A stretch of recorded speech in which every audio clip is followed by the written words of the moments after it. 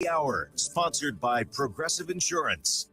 I'm Deborah Rodriguez. More than 30 people, most of them family members, surrounded President Biden as he addressed the nation from the Oval Office last night for the first time since he announced he was dropping his bid for another term. The president said it's time to pass the torch. I revere this office, but I love my country more. And in a solemn tone, he called for unity, saying, this sacred task of perfecting our union is not about me. It's about you. Whether we keep our republic is now in your hands. And he said it's up to the American people to protect this country and everything it stands for. America's an idea.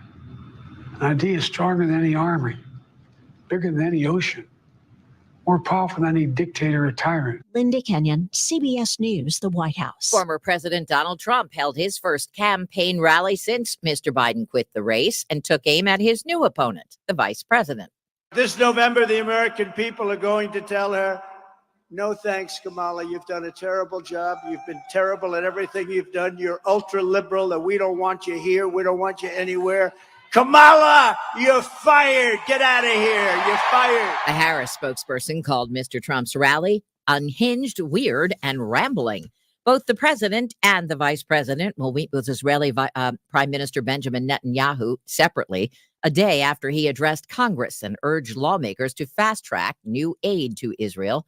Correspondent Scott McFarland. Maya Roman, whose relative is being held hostage, urged Netanyahu to return home and finalize a deal for the release. We finally have them where we want them. You have terrible terrorists like Yahya Sinwar finally willing to bring our loved ones back, to end this war. Netanyahu is expected to meet with Donald Trump at Mar-a-Lago.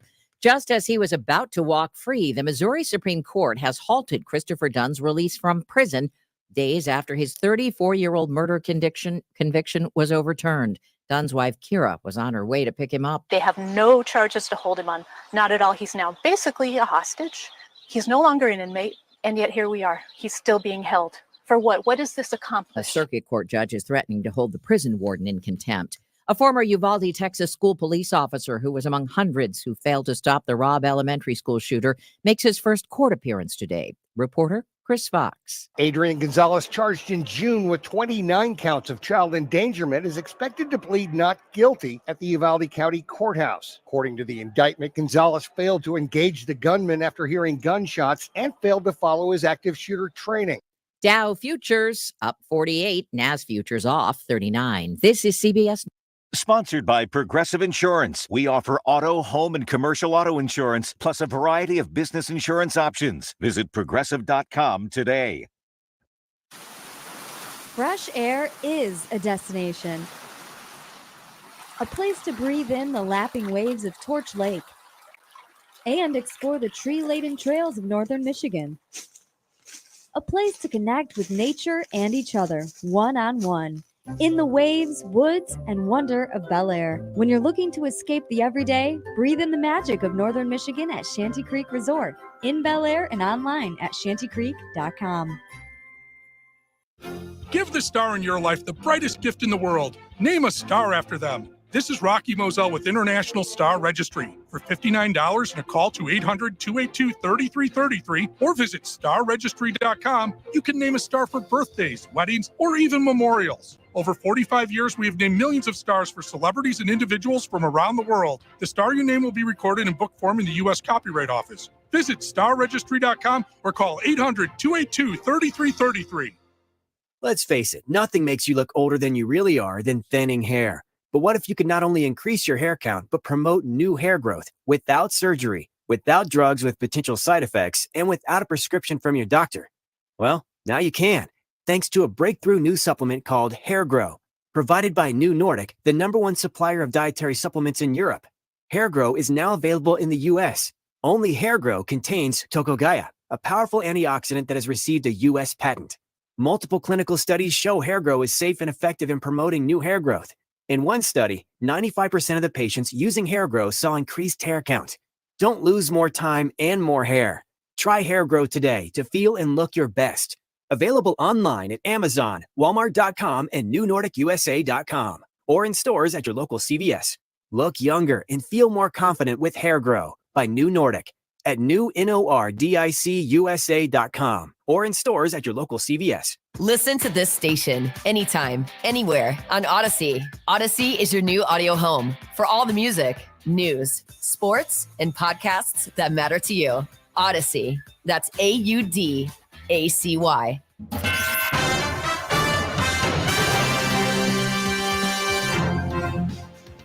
The deadline is near, but you still have time to vote for the I Voted sticker.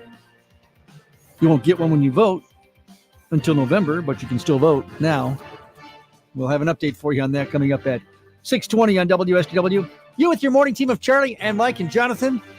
Temp of 58 now, 79 for a high today. Sunshine. That's the weather word that is seemingly going to carry all the way through the upcoming weekend, as you'll hear in the forecast. Sports, tough for our Tigers last night. Tough for the Loons last night. Or should I say the Oat Milkers. That's what was going on at Dow Diamond last night. We'll explain. Kim Commando at 6:25. Kim is talking about those vacation videos that you have. What do you do with them? She says, how about turning them into movies? Still have to do that coming up. Oh, a new Rocket Grab Plus launch to tell you about after the news. The news now, Mike Percha in the WSW Newsroom. Thank you, Charlie. Good morning, everyone. A teen involved in a shootout in Genesee County a month ago has been arraigned. The incident occurred June 25th on Hilton Lane when police say an SUV arrived at a home in the area. 3 teens got out of the vehicle and began assaulting someone in the yard, according to police. That's when a shootout began between someone in the yard and another teen inside the SUV. 17-year-old Kamani Lindsay was killed in the incident, while another 17-year-old was critically injured. Police arrested 18-year-old Cordell Allen, who was charged this week with attempted murder and felony weapons offenses. The Iosco County Road Commission is warning residents and drivers to stay away from Keystone Road west of M65 as a large sinkhole has opened up in the road and continues to expand. It's unclear when the sinkhole appeared, but officials say as of last Friday, it was about 3 or 4 feet in diameter. Now it's grown to 24 feet in diameter, and the Road Commission believes it will get even larger. Additionally, the depth of the hole is 42 feet, and it's filled with water, though according to those officials, a second sinkhole sits a little ways down and horizontally in the main hole, and they aren't sure how far down that goes. The road has been blocked off at the site, with a detour posted about 2 miles out utilizing Nile and Turtle roads. Bay City Public Schools is launching an app for parents and guardians that will allow for accurate real-time tracking of their children's school buses. The Stop Finder application was created by the district's routing software company, TransFinder. It's free to parents and guardians and allows users to customize when they receive alerts about their children's bus location. The app is also a two-way communication tool, providing parents with an easy way to communicate quickly with district transportation officials and receive instant notifications. School officials say the app works seamlessly with the district's routing system, allowing for targeted communication to specific regions that may only be relevant to that area. Officials say the app is secured, so only authorized users will have access to the school bus information. The district is in the process of sending invitations for parents and guardians to register. They can download the app by searching for Stop Finder on Apple's App Store or Google Play. Visit stopfinder.com for more information. Central Michigan University's College of Medicine has been ranked among the 2024 best graduate schools for medicine by the U.S. News & World Report. Here's Christiana Malacara. Out of 160 medical schools, CMU has ranked 43rd for serving rural areas, number 67 for graduates participating in health professions in shortage areas, and number 52 for graduates in primary care. Dr. George Cacano, Dean of the College of Medicine, highlighted this recognition is a testament to the quality of CMU's medical education and its mission to address the shortage of primary healthcare physicians. Founded in 2010, CMU's College of Medicine receives nearly 8,000 applications annually, with a 75 to 80% enrollees coming from Michigan. Additionally, 60 to 75% of the graduates choose primary care, and nearly half continue their residency in Michigan. This is Christiana Malagata, News Radio 100.5 and 790. WSGW News Time 610. Let me take a moment to talk about my friends at Quick Lane Freeland next to my car dealer, McDonald Ford. This is where you can get all of your routine maintenance done. Oil changes, brakes, tires, batteries, and they work on all makes and models of cars, not just Fords. Chevys, Toyotas, Hondas, Jeeps, Dodge, you name it. They keep them all in tip-top shape. And here is a tip from Quick Lane Freeland. Do you suffer from allergies? Did you know FrigiFresh kills germs in your vehicle's air conditioning system? FrigiFresh is a hospital-grade disinfectant that controls pollen, molds, and mildew inside your car. It's only $20 and takes less than 10 minutes for the treatment. You can get FrigiFresh at Quick Lane next to McDonald Ford in Freeland. Just stop in. No appointment needed. Quick Lane Freeland, right next to McDonald Ford, working on all makes and models of cars. WSGW News Time 611.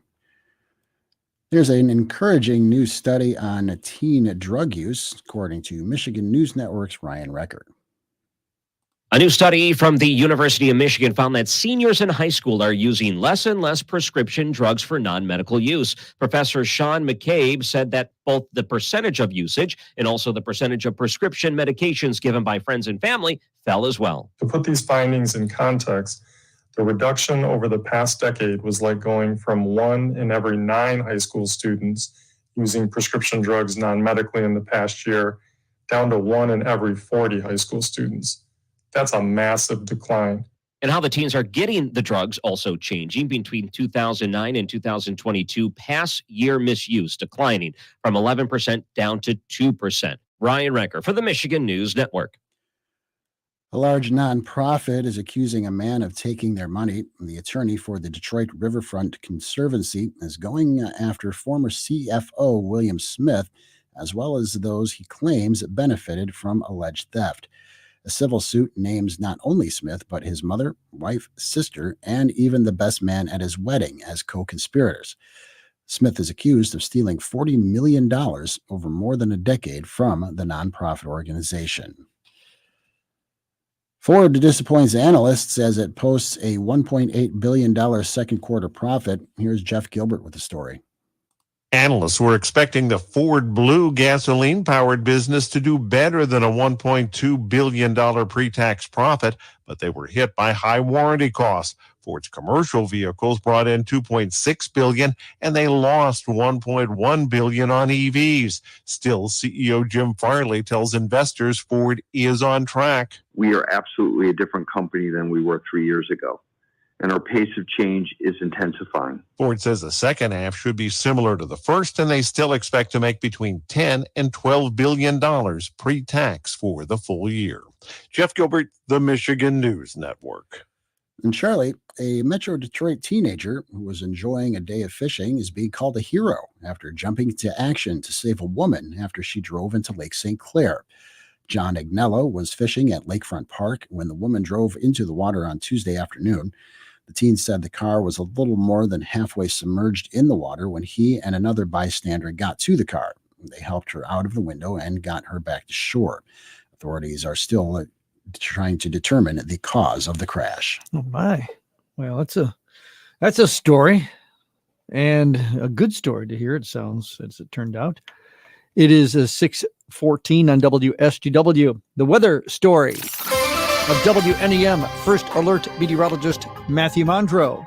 Wonderful weather is ahead for your Thursday. 79, low humidity, mostly sunny skies. This is thanks to high pressure moving in. You may notice a bit of a hazy sky today. That's from wildfire smoke moving in from Canada. However, that wildfire smoke is going to be staying aloft. So the great news is that we're first alerting you to no impact on our air quality here at the surface. Going into tonight, clear skies, a low of 53. Some patchy fog is possible by tomorrow morning. Then tomorrow, sunny, 81, still low humidity with a few hazy skies. And then on Saturday, sunny skies as well, and 84, eventually 87, and mostly sunny on Sunday, but could see a few showers starting to move in very late in the day, essentially in the evening on Sunday. From the First Alert Weather Center, I'm meteorologist Matthew Mondro. It's a rising barometer 3019, northwest wind at 5, 58 degrees from WSGW, your connection to the Great Lakes Bay region, your connection to the world.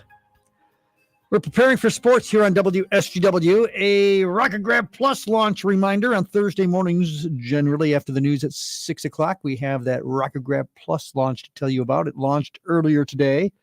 If you are on RocketGrabPlus.com, which you have to be, in order to get the updates of Rocket Grab Plus launches, then you know that the launch is for a chance for you to get a $100 gift certificate. But because it's on RocketGrabPlus.com, it's only going to cost you $50 to Cooper's Frame and Art, and all that exceptional craftsmanship, the wide range of custom frames, the art, all that's available at this respected Cooper's Frame and Art, and you can enjoy it on Rocket Grab Plus for that price of $50 for a $100 gift certificate. You know you're going to have some work that's going to want to be done for some framing, and Cooper's has a great reputation. What an offer. What an opportunity. And you can only get it through RocketGrabPlus.com. Remember, it's free to be on RocketGrabPlus.com. It doesn't cost you a thing, but it does give you access on how you want to spend your hard-earned dollars. And if you're going to spend money, you know at least it's going to be half off with the businesses that we associate. And this week, it's Cooper's Frame and Art in Saginaw. $100 gift certificate, only $50 right now through RocketGrabPlus.com. Get that deal before time runs out or before deals run out through RocketGrabPlus.com.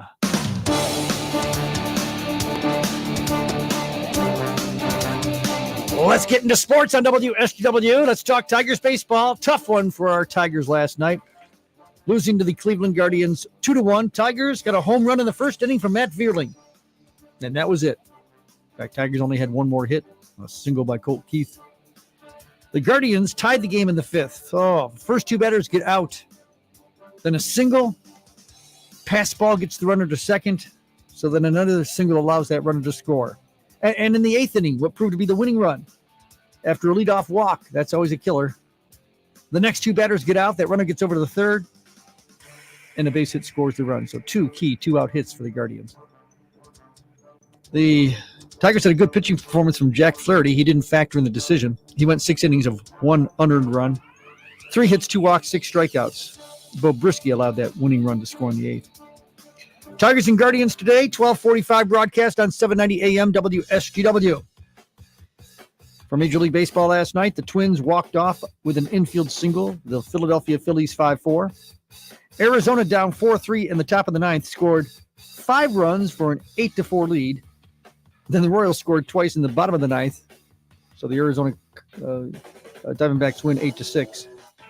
Texas beat the White Sox 10-2. The White Sox have lost 10 in a row, are now 50 games below 500, are on pace to tie the New York Mets' 1962 all-time futility of 120 losses.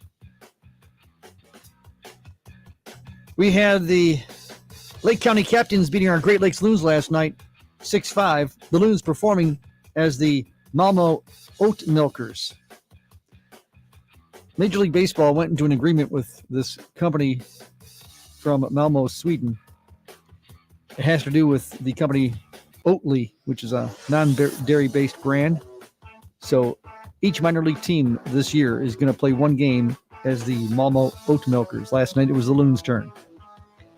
The Captains built up a 6-0 lead in the first 4 innings and then hung on. Peyton Martin allowed all 6 runs for the Captains. 1 was unearned. The Loons got a 3-run homer from Josue DePaula, or I should say the Oat Milkers. They'll play as the Loons tonight against the Lake County Captains. The Olympic Games are underway. Yeah, the opening ceremony is not until tomorrow, but soccer already was playing a game last night. France beat the USA team 3-0. This is men's soccer. How about the Israel-Mali game? Tied at 1. The Israeli national anthem was jeered and the players were booed after the team arrived under heavy escort. Salt Lake City has been announced as the 2034 host of the Winter Games. It came with an unusual demand from the IOC, demanding that local officials pledge to help end an FBI investigation into actions taken by the World Anti-Doping Agency with regard to the Chinese swimmers who were allowed to compete at the Games and the last Olympics despite doping tests. Some say it's a controversial move. Remember when they displayed sports at the Olympics? It's sports on WSGW, and it's 6:20. All roads lead to the 69th Annual Munger Potato Festival, July 25th through the 28th. Enjoy carnival rides, food tent, games, famous potato bratwurst, lots of free potatoes, and great music. On Thursday, it's the Power Wheels Figure 8, Rear Wheel Drive Figure 8, and the Front Wheel Drive Stock Demo Heat. Gates open at 5. Racing starts at 7. In the entertainment tent, it's Vinyl DJ Bonus, followed by Sensory Overload, with free admittance to the entertainment tent with Derby Pass. Friday is Acoustic Cocktail, followed by the Family Tradition Band, plus the Front-Wheel Drive Figure 8 and Rear-Wheel Drive Demo Derby. Saturday is Kids Day with the 5K Spud Run, sponsored by the Frankenmuth Credit Union. Magician Cameron Zavara at noon, bicycle drawing, and more. Music in the entertainment tent features the Cold Cut Trio, Chapter 4, and Sunset Boulevard. Saturday also features the front and rear-wheel drive Figure 8. Returning this year is the Cornhole Tournament Saturday at 2. It's the granddaddy of them all, the Munger Potato Festival. Details at mungerpotatofest.com. Follow us on Facebook. You still have time to vote for the I Voted sticker, which you won't get if you vote at this time, but you could in November. Hey, you're with Charlie and Mike and Jonathan, all together with you on WSGW. It's 6:21. I know that we've had news stories on this, Mike. I remember some of the stories we've talked about, but I thought since the deadline is coming up next Wednesday, dare I say, the last day in July. Now, let that sink in for a moment. Yeah, next Wednesday is the last day in July. So this is with the Michigan Department of State and the first ever I Voted sticker contest. You know, when you vote, you get the option of having a little sticker you can slap on and says, "Hey, I voted," so everyone knows that you voted. Mm-hmm. So the state of Michigan decided to do a contest this year for kids. More than 480 submissions were received, and the top 25 submissions per category were chosen and now are available online. And I put a link up on the Morning Team page if you want to have a chance to vote. What you're going to do is you'll vote for your favorites, select your top 3 vote favorites, and then finalists will be selected, and that will occur through the voting going on. As I said, the deadline is next Wednesday, July 31st. Winners will be announced in August. We'll get special recognition from the Secretary of State, and the winning stickers will be available for election clerks to order for the November election. And put up the link, which actually shows, man, so you got 75 because you have different categories. Wow. You have the elementary school, middle school submissions, and there they are. You should just scroll right through them. You can see them all. Some are very clever. Some using the state of Michigan as a backdrop. I like this one. Let me see right here. I voted, yay. That is an A, I guess. Yeah. So you do that. There's some good art in here. Yeah. And then you move to the next category. So this one is the high school submissions. And this one, I mean, as much as it's fun to see the elementary and middle school, I mean, you start getting some of the artistic work and some of the different ways that some of the high schoolers want to have a chance to proclaim that we voted. So that's some pretty good stuff in there. Yeah. I mean, again, there's 25 in each category. You can only choose 3. Some of the sandcastle, the Mackinac Bridge one. That's pretty cool. There's a few with the Mackinac Bridge on there. Yeah. This, trying to figure out this one. I voted. I voted. This, the only reference I can think of. Are we talking about like Opie in the old Andy Griffith show? No, it's a Midwest thing. Say, let me just squeeze past you there and grab the ranch. I like mine better. Well, you could take it that way, I guess. Really? I missed that. It's a Midwest thing? Yeah. Sorry. I've never have said that in that context. Excuse me there, bud. So yeah, they're all there. Again, some of this artwork is very one clever. with a cartoon dog with a party hat saying, "Hooray, I voted."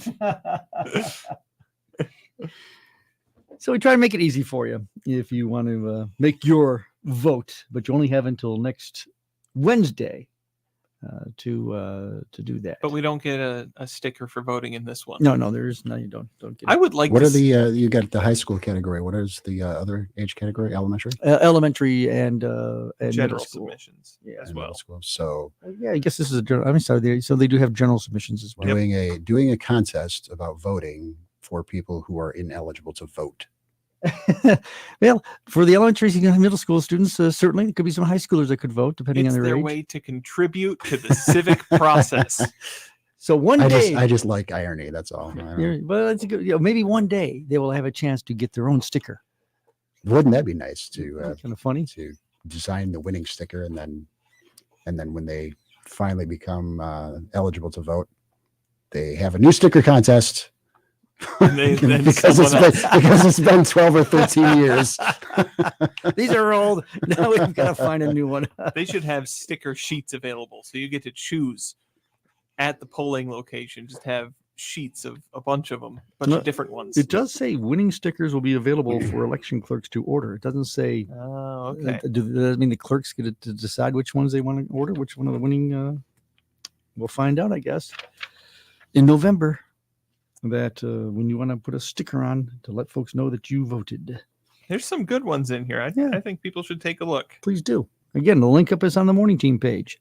It's easy to find. You go to WSGW.com, scroll down the homepage, find that red section which highlights shows. You click on the morning team circle, today's date being July 25, 2024, and you'll find access to the link so you can vote for the I voted sticker. Kim Commando, turn your vacation videos into movies. And she'll tell you how to do that coming up next. Anthony Hudson makes bald eagles cry. Anthony Hudson is just a regular guy. On this August 6th, let's send Anthony Hudson to Congress. Oh, Anthony Hudson makes bald eagles cry. I'm Anthony Hudson, and I'm running to be your next congressman right here in Michigan's District 8. Border security, the lack of education in our schools, and the fact that our cities are falling apart. We need federal funding to fix our local problems, and I will be the representative to get that done. I'm Anthony Hudson, fighting for you here in Michigan's 8th District. From the people, for the people. On this August 6th, let's send Anthony Hudson to Congress. Oh, Anthony Hudson makes bald eagles cry. Paid for by the committee to elect Anthony Hudson. It's Markley, Van Camp, and Robbins. Weekdays at noon on 100.5 and 790. News Radio WSGW. You came back from vacation and you took a ton of great videos. Instead of letting them just sit on your phone to rot, turn them into movies. I'm Kim Commando for Oracle Cloud Infrastructure. Accelerate your AI workload today. Take a free test drive at oracle.com/Kim. A load of free editing tools awaits you. Microsoft's free Clipchamp is great for those quick family videos. It has all the editing basics, resizing, trimming, transitions, but you can even use AI to automatically transcribe your videos. Microsoft would love for you to buy a Clipchamp subscription to store your videos in the cloud and to use stock videos. Here's a secret. You don't need either one. Store your videos for free on YouTube and use the sites Unsplash and Pexels to get free stock footage. On a Mac, Apple's free iMovie is tops. And that's the thing. If you haven't used a video editing program lately because you thought it was too hard, try again. These programs have changed for the better. Join 500,000 folks who get my free newsletter at getkim.com. AI might be the most important new computer technology ever. It's storming every industry, and literally billions of dollars are being invested. So buckle up. The problem is that AI needs a lot of speed and processing power. So how do you compete without costs spiraling out of control? It's time to upgrade to the next generation of the cloud. Oracle Cloud Infrastructure, or OCI. OCI is a single platform for your infrastructure, database, application development, and AI needs.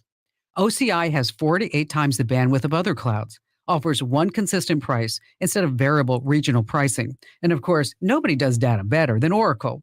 So now you can train your AI models at twice the speed and less than half the cost of other clouds. If you want to do more and spend less like Uber, 8x8, and Databricks Mosaic, take a free test drive of OCI at oracle.com/Kim. That's oracle.com/Kim, oracle.com/Kim. It could be the best years of your life. In retirement, you'll finally get to do what you want to do. But you have to plan for it. Start by tuning into Mindy and Nolan McIntosh of McIntosh & Associates every Sunday at noon for Wealth Michigan with the McIntoshes. Make retirement the best time of your life. Tune in Sundays at noon for Wealth Michigan with the McIntoshes. Firm offers insurance services. Investment advisory services offered only by duly registered individuals through AE Wealth Management, LLC.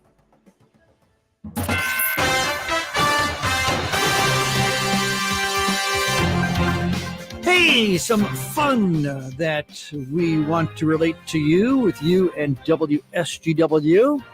Some on-location broadcasts that are coming up. Friday Night Live tomorrow with WSGW serving as a co-host. Speaking of fun, did you have fun last night with that Saginaw Spirit Championship Summer Celebration? A little update on that for you. Update on weather's coming up. Not much to update. Just confirming that we've got nice weather going on now and apparently through the upcoming weekend. Today was sunshine and a high of 79. It's 58 right now. Now into the WSGW newsroom. Here's Mike Percha. Thank you, Charlie. Good morning, everyone. Crime Stoppers is offering a $2,500 reward for information leading to an arrest in a Flint homicide. Around 2 o'clock Sunday afternoon, 30-year-old Shanquise Love was found dead in the parking lot of the Travel Inn at 2002 South Dort Highway. According to police, another person reportedly suffered non-life-threatening injuries in the shooting. Anyone with information about the incident is asked to contact Crime Stoppers at 1-800-422-JAIL. A 40-year-old Roscommon man was hospitalized Sunday after crashing his ATV into another ATV driven by his son. The incident occurred around 8 p.m. Sunday on the Lee Line Road near Pioneer Road in Crawford County's West Branch Township, when police say the man began speeding up. His 23-year-old son, driving an ATV in front of him, was unable to move out of the way in time and was rear-ended. The older man was thrown from the vehicle, which landed on top of him, according to police. He was taken to a local hospital with serious injuries. The son suffered minor injuries. The crash remains under investigation. About 44 small bus public transit drivers will compete in Frankenmuth today in the 47th Annual Michigan Small Bus Rodeo. Carrie Thompson, chair of the training for the rodeo, says the drivers will compete in an obstacle course. It started really as a training exercise, and it still is. The drivers have to practice a lot to be able to navigate the obstacle course. And so it's really great training for drivers throughout the year that they practice these courses with the cones. So really, its foundation is training. Thompson says the top 3 winners will move on to a national competition in San Diego in 2025. A free FAFSA completion and college application event will be held at the Delta College Planetarium in Bay City, thanks to a grant from the Michigan College Access Network. Here's WSGW's Christiana Malacara. The Bay Area Community Foundation, Bay City Public Schools, and Bay Aranac ISD received a Michigan College Access Network grant to host a free FAFSA completion and college application event. This will be held on August 7th from 4 until 7 at the Delta College Planetarium. All Bay Area and Aranac students are welcome to attend. FAFSA specialists and administration counselors will be present to assist students. Register at bayfoundation.org. The first 100 students to register receive a food and gas voucher and a free Kona Ice. Delta College Planetarium is located at 100 Center Avenue in Bay City. This is Christiana Malagata, News Radio 100.5 and 790. WSGW News Time at 6:33. Look, there goes another one. Another used vehicle with the Wilson Ford Lincoln name on the back. Jim Wilson, you're selling a lot of used cars and trucks. We're seeing people from all over the state. It's amazing. Look at these registrations from Frankenmuth, Caro, Flint, Birch Run, Alma, and lots of people from Bay City and Saginaw. When you can buy this kind of quality vehicle At the prices we offer, it's well worth driving a few extra minutes. Customers are telling us they've shopped around, sometimes 4 or 5 other dealers. We consistently beat market prices on the most in-demand vehicles. And with our growing sales volume, we truly need and will pay more for your trade. This is the Ford Lincoln dealership making headlines with the finest pre-owned vehicles for less. Much less. Wilson Ford Lincoln, Bay Road, Saginaw, or wilsonford.com. WSGW News Time 6:35. Governor Gretchen Whitmer has signed a new $82.5 billion budget. During a ceremony at a Detroit fire station yesterday morning, the governor says the budget has money to protect public safety, build affordable housing, and help more workers. More than $500 million will fund lead service line replacement and water infrastructure and climate change mitigation. $75 million will go to establish a public safety trust fund to provide cities with additional resources for police services and to support community violence intervention efforts. $161 million will fund the establishment of a new certified community behavioral health clinics across the state.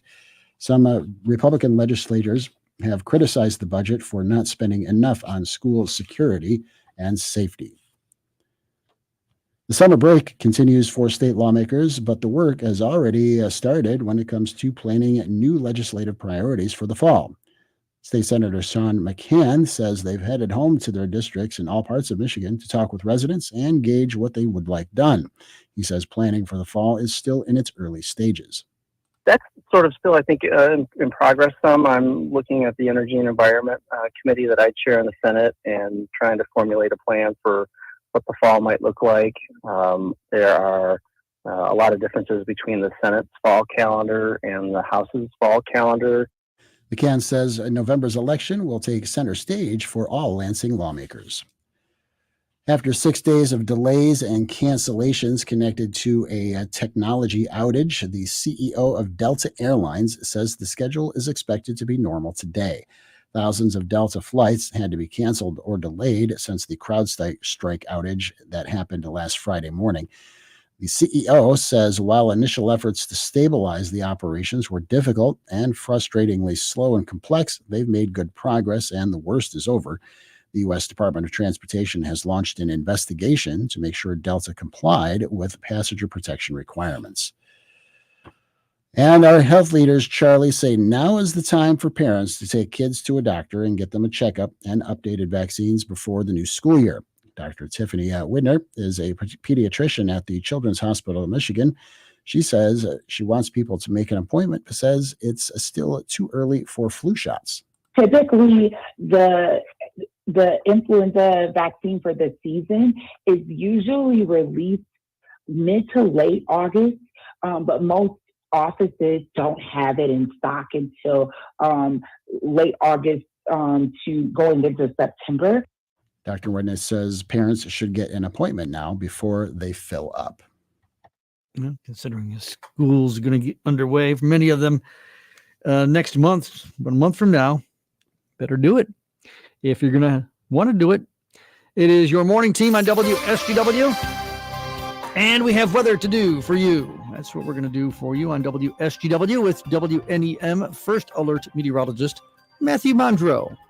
Some beautiful weather is inbound for the remainder of this work week. This is all thanks to high pressure that's settling in to mid-Michigan. Now, we do have just a small stray shower chance in the thumb this morning, but otherwise, though, we are expecting dry weather for the entirety of today. Mostly sunny skies across all of mid-Michigan, too. Highs up to 79, low humidity. Really a perfect day is ahead. One thing you may notice today and over the next couple of days is more of a hazy or milky sky, though. This is actually from wildfire smoke from wildfires in Canada streaming in over the Great Lakes. Now, fortunately, the smoke will all be staying aloft. So even though it does bring some of the hazy skies, we do want to give you the first alert that air quality is not expected to be impacted by the smoke. Even this morning, in fact, our air quality still remains at the good or best level that it can be. Now, going into tonight, we'll have more clear skies again, a low of 53. Some patchy fog is going to be possible tomorrow morning. Then on Friday, sunny skies, 81, still low humidity. Another day where we could see some of those hazy skies, and we'll still still hold on to the sunshine on Saturday and most of your Sunday. It's very late in the day on Sunday. We're talking in the evening around 7 to 8 o'clock where we could see a stray shower making its way into mid-Michigan. This does eventually lead into more rain early next week, especially on Monday. That's looking to be the best chance right now as a small low passes by. So we will keep tabs on that. But again, in the meantime, the next couple of days and for most of your weekend, the forecast still remains in wonderful shape. From the First Alert Weather Center, I'm meteorologist Matthew Mondro. Oh, if you don't have plans to be outdoors, make plans. Rising barometer 3019, northwest wind averages 558 at WSGW, your connection to the Great Lakes Bay region, your connection to the world. Nothing to add from the National Weather Service, so we won't add anything. We'll continue on WSGW. When's the last time you had your air ducts cleaned? When it comes to your home cleaning checklist, air ducts are easy to miss. Out of sight, out of mind. But if you find yourself dusting a lot or want to reduce allergies in your home, it's time for a cleaning from the Mod Team. Protecting your indoor air quality is simple and quick. Modernistic, simple and quick. We're the first with experience and quality. Schedule at modernistic.com and get $75 off air duct cleaning with offer code FRESH75. Fire up your fun this July with Saginaw Eagles Landing Casino and Hotel's Hot Stuff Giveaway. Every Saturday from 6 p.m. to 9 p.m., one guest each hour will use oven mitts and a spatula to flip and match amounts to win a share of $42,000 in cash and premium play. At 10 p.m. each week, you could win a 36-inch Blackstone Grill Air Fryer combo. Plus, choose a fake steak to reveal a cash prize. Only at Saginaw Eagles Landing Casino and Hotel. Real fun, real friendly. Visit Saginaw-EaglesLanding.com for complete rules and details.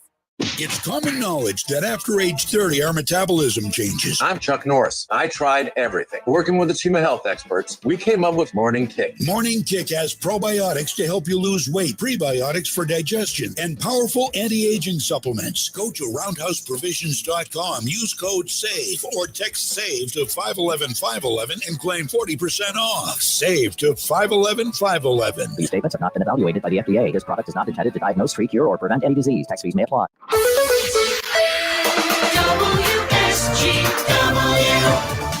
Your morning team, that is brought to you by Paintball, Bay Road, north of Shattuck and Saginaw. A reminder that Charlie and Mike and Jonathan are here with you, thanks to Paintball. We send you to Paintball for, well, as a body shop alternative, and so much more that Paintball can do for you and your vehicle. On Bay Road, north of Shattuck and Saginaw, and online, paintballrepair.com. And we thank you for joining with 100.5 and 790. Maybe it's because you've asked Siri and Alexa to find us, or maybe you found us through WSGW.com, and you've done so because of Storemaster Exteriors keeping the online offering available for you through its sponsorship of our online listening and your studio sponsorship of Storemaster Exteriors, your ultimate solution for your windows and your roofing and your siding and more. Storemasterexteriors.com. At 6:42, again, Charlie and Mike and Jonathan here, your morning team. I'll do a little updating for you here on, I'll say, fun you can have with WSGW. Tomorrow is Friday. Wow. You like that statement of fact? That's a fun statement. Anytime I have a chance to say something that I know is factually true, I like to do so. You said in the last segment that next week is the end of July, so you got to even it out by saying something positive here. Tomorrow's Friday. And tomorrow means another in downtown Saginaw Pride Friday Night Live event, the musical concerts that happen throughout the summer. And once again, WSW is proud to be associated, as along with Delta College, we are your media hosts for the Latin Fiesta Night. It's free. The music goes from 5:30 until 9. There will be food trucks on hand if you'd like to make a purchase of beverage and food and such, but the music is free. And we are pleased to be also, along with Team One Credit Union, Covenant Healthcare, WNEM 5, TV5, and Ruth Ann Knapp to help bring the Latin Fiesta. And WSW's Christiana Malacara is going to be on hand to welcome you, greet you, and help with some of the MC duties. Yeah. So that's going to be a lot of fun. And we hope that you can be there. And as far as weather goes, we're enjoying a Friday Night Live tomorrow. That should just be spectacular with the kind of forecast that we've had, and it sounds like it's going to be that way tomorrow. I put a link up, by the way, in the morning team page If you need some more information or whatever, I put a link up to the Pride Friday Night Live, so you can check it out that way. Later today, we have a special broadcast going on. Terry Henney is going to be out. In fact, out with you, Jonathan Dent. Yeah, we're going to be out at the Munger Potato Festival. And between some updates starting during the 10 o'clock hour of Art Lewis, focus on broadcasting the farm show, a chance to hear what's going on with the 69th Munger Potato Festival, which is getting underway. Very nice. And the updates, by the way, and appearances with Terry and Jonathan today are being made available through Frankenmuth Credit Union and Steiner Tractor Parts. Yes, indeed. Looking forward to that. In fact, I think you might even be officially hosting the farm show today for Terry. I might be. I don't know what the situation is with that, but I think I am. Terry has some other obligations. So between you and Terry, Jonathan, we'll have some fun with that today. Yeah. And for that matter, tomorrow, Terry will be out at the Tuscola County Fair in Cairo, the fairgrounds, for the 143rd Tuscola County Fair. You'll hear more about that. Terry's appearance tomorrow with the Frankenmuth Credit Union. And then on Saturday, Art Lewis will be back at the Munger Potato Festival with the Munger Volunteer Firm and helping you find out the fun that's going on that day. Oh, plus, did I mention Art on Friday will be at the Labradee Rib Fest that's going on at Vets Park in Bay City for the special charity event where we have a number of people that are teamed up with a professional rib cooker and having a chance to have some fun with that with the free. It's a free event that goes on at noon as part of the Rib Fest that's happening on Friday. So lots of stuff happening for fun and association that you can have with WSGW as we'll be part of. Tis the season for all of that. Man, you're not kidding, especially getting here into July and August. Got to get it all in now, especially before school begins. I believe at the Rib Fest as well, we're going to have some of our sister stations out there too. Yeah. So. Yeah, in fact, that goes on tomorrow, Saturday, and Sunday. Yeah. Yeah, and there's music involved in it, all kinds of things that are happening. Speaking of fun, we should also mention, because we were talking about it yesterday, since we have a close association with our Saginaw Spirit as your broadcast station of Spirit Hockey. Last night was the celebration, a little summer celebration, I guess is how it was referred to, for the Memorial Cup champion Saginaw Spirit. And you were on hand at the Dow Event Center last night, John. Yeah, I was there. I got there a little bit late, so I didn't get to take in the full experience. I know they had the floor of the Dow open for people to walk around and meet some of the players, take pictures with the Memorial Cup and all that. Of course, the Saginaw Spirit team with all the names now engraved on the Memorial Cup. And I saw really? So it's there now. Yeah, I wasn't able to go up and see it because the line was so stinking long, and I knew it was just going to take forever. But I saw people pointing at it and taking close-up pictures of that bottom right corner where the Spirit are. So they're on there. They are forever Memorial Cup champions now. Can't take it away. It's engraved. It's there. So that's cool to have. And they played an abbreviated replay of the game. It was about, I think, 45 minutes or so. They cut out some of the longer stretches where nothing was happening of the Memorial Cup final between the Spirit and the London Knights. And they had the team, most of the team, I think there were about 5 players that weren't there, whether it was camps or living overseas or different things. But they interviewed some of the players. So after the first goal, they paused the video. They brought Owen back up and talked with him about, hey, what was going through your mind on that first goal? What was the feeling of the game? And it was a pretty good interview. And then they talked with head coach Chris Lazary after that. And then Joey Willis, who scored the Spirit's third goal, wasn't there. So they talked with Caleb Mangoni, who had the primary assist.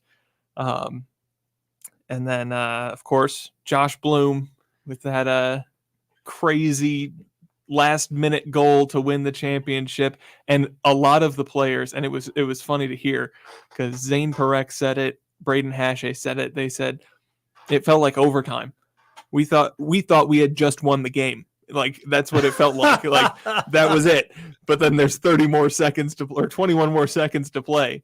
So I thought that was kind of cool. And it was cool because as the game's going on, I was watching the stage where all the players and coaches and stuff were, and you could see whenever someone made a misplay or whenever someone did something really special, there was a you could see that they were saying something to each other, elbowing, and I'm just imagining Chris Lazary turning around and going, "You see what you did there? You should have cut across to the center of the ice."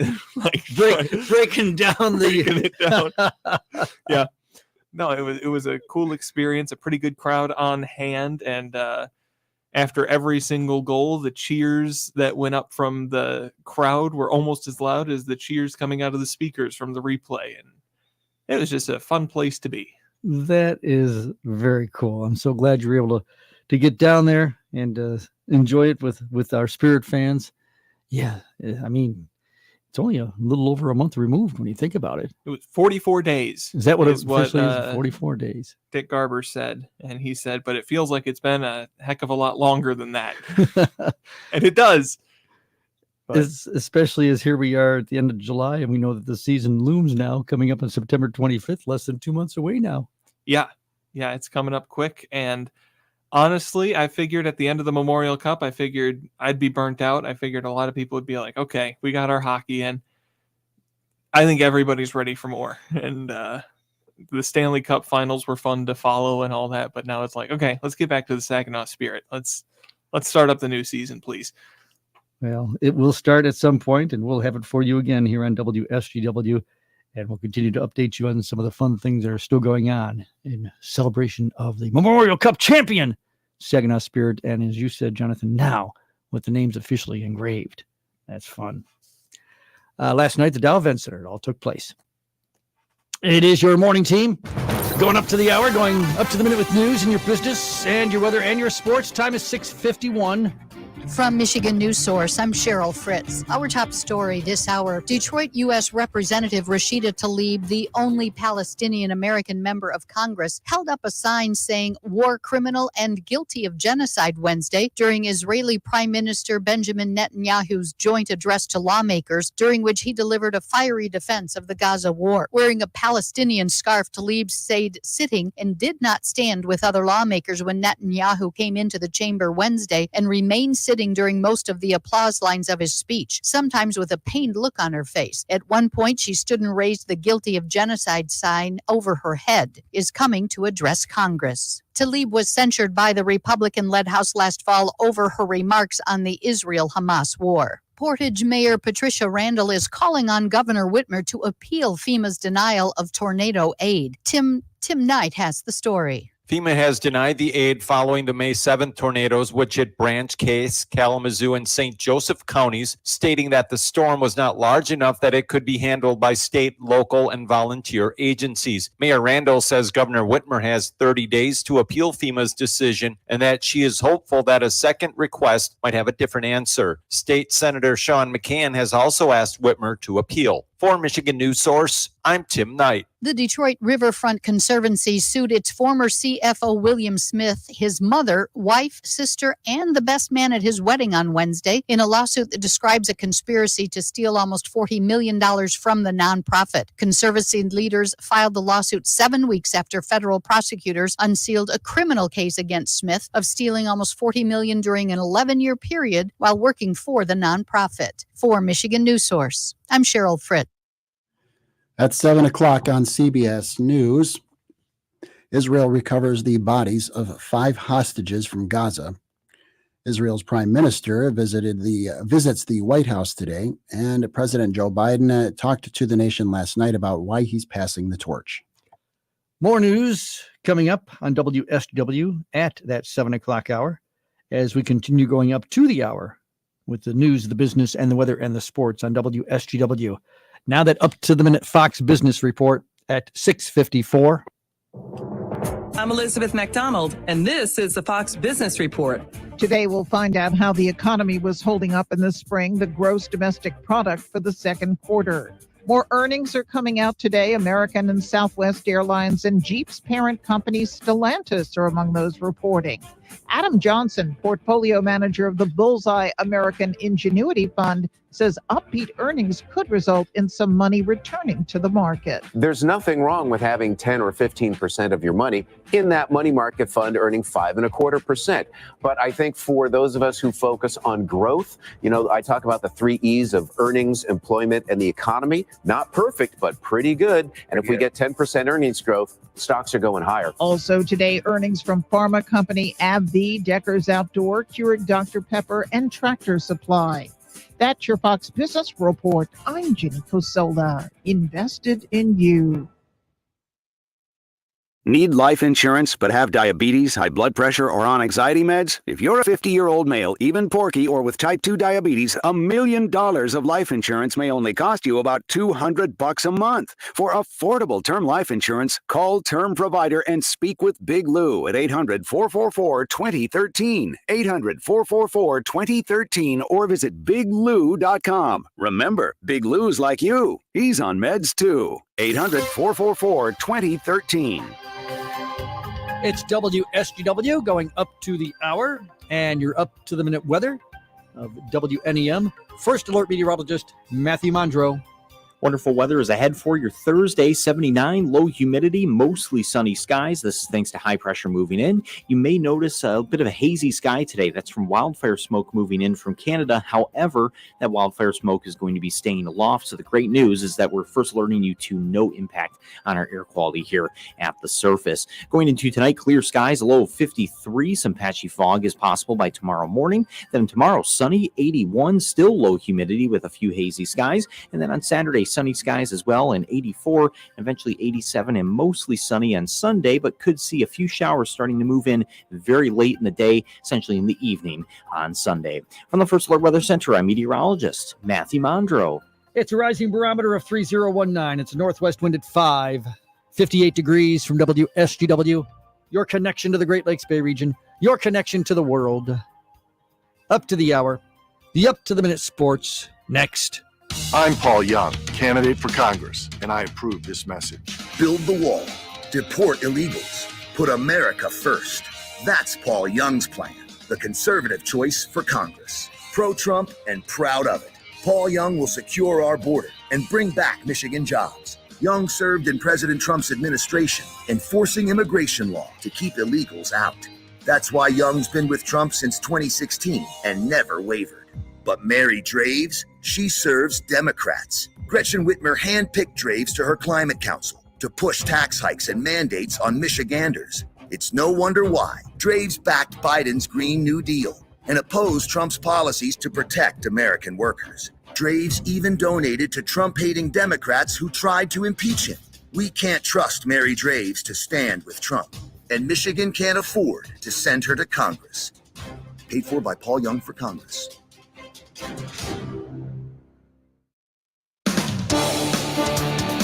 Yes, it's up to the hour with your Up to the Minute Sports on WSGW.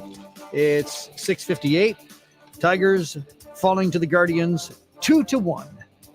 Matt Vierling hit a home run in the first inning, and that was it for our Tiger team.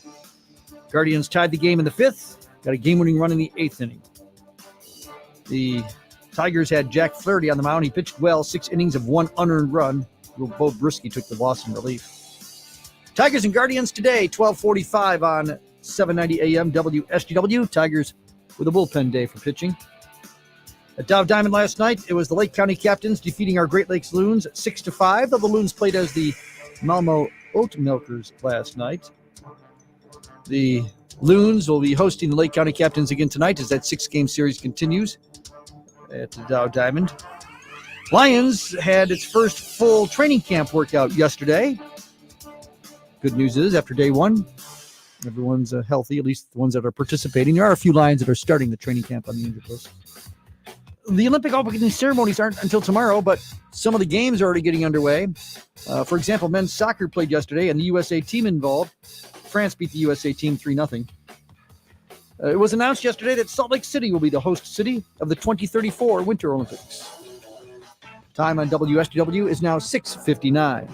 Are you suffering from pain or injury to your hand, wrist, or elbow? It's time to call the Katranji Institute, where they treat all hand, wrist, and elbow injuries and issues such as carpal tunnel and fractures in the fingers, hand, wrist, short arm, and elbow. They have more specific expertise than any physician group in all of Mid-Michigan. The Katranji Institute has over 50 years of combined experience and has convenient locations throughout Mid-Michigan, including one in Burton, and accept all major insurances. Visit them at katranjiinstitute.com or call 855-617-HAND. Find great prices on summer favorites this week at Meijer. Get fresh local blueberries for $1.49 and Meijer chips 3 for $5. Plus, the 7 for $7 sale is back. Mix or match hundreds of items and pay just $1 each when you pick any 7 or more. Eckrich hot dogs, Meijer ketchup, and select Coca-Cola products, plus deposit where applicable. To round out your summer cookout, shop low Meijer prices and the 7 for $7 sale this week only. Exclusions apply. See all the deals in store or in the Meijer app. News time with WSGW at 7 o'clock. Broadcasting from the Stormmaster Exterior Studios, WSGW, Saginaw, Bay City, Midland, WSGW FM, Carlton. This is CBS News on the Hour, sponsored by O'Reilly Auto Parts. I'm Deborah Rodriguez. We begin with breaking news from Israel. The military says it's recovered the remains of 5 Israeli hostages held in Gaza. Reporter Linda Gradstein has details from Jerusalem. The bodies of the 4 men and 1 woman were located in a tunnel in the southern Gaza city of Khan Yunis based on intelligence information, including from interrogations of detained Hamas members. All 5 had previously been declared dead by Israel. The news comes as Prime Minister Netanyahu gets set to meet with President Biden and Kamala Harris separately at the White House a day after his address to the U.S. Congress.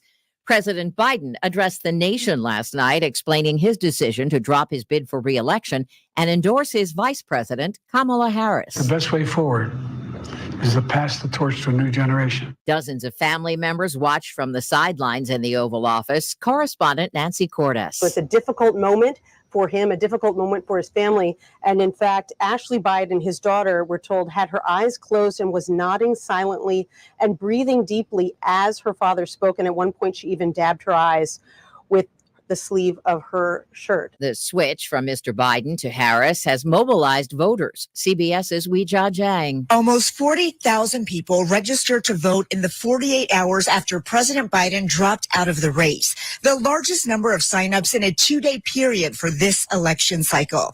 In a new memo, the Harris campaign chair stressed support among female, non-white, and younger voters is critical to success. At his first solo campaign rally since Mr. Biden's exit, the Republican presidential nominee, Donald Trump, took aim at his new opponent. Now we have a new victim to defeat. Lion Kamala Harris, Lion, L-Y-I-N apostrophe. He spent a lot of his stump speech in Charlotte, North Carolina, labeling the vice president as a radical liberal unfit to lead the country. The strongest typhoon to hit Taiwan in 8 years has killed at least 3 people and swamped the island's southern city of Kaohsiung. The BBC's Debbie Russ. Taiwan's Coast Guard is searching for 9 Burmese sailors who were on board a cargo ship that also sank in the rough seas caused by Typhoon Gemi. The typhoon is now moving towards the Chinese mainland. Schools, offices, and stock markets are closed there for a second day. Big changes afoot at a discount airline. For the first time in its more than 50 years, Southwest says it'll start assigning seats and offering pricier ones with extra legroom beginning next year. Southwest also has plans to restart overnight flights. Dow futures down 50. This is CBS News. Think O'Reilly Auto Parts for all your car care needs. Get the parts and service you need fast from the professional parts people at O'Reilly Auto Parts. Ready to save big at the pump? Look no further than Fuel Rewards at one of our Forward Shell convenience stores. Save 10 cents per gallon when you buy 1 10-ounce Old Trapper beef jerky, perfect for snacking on the go.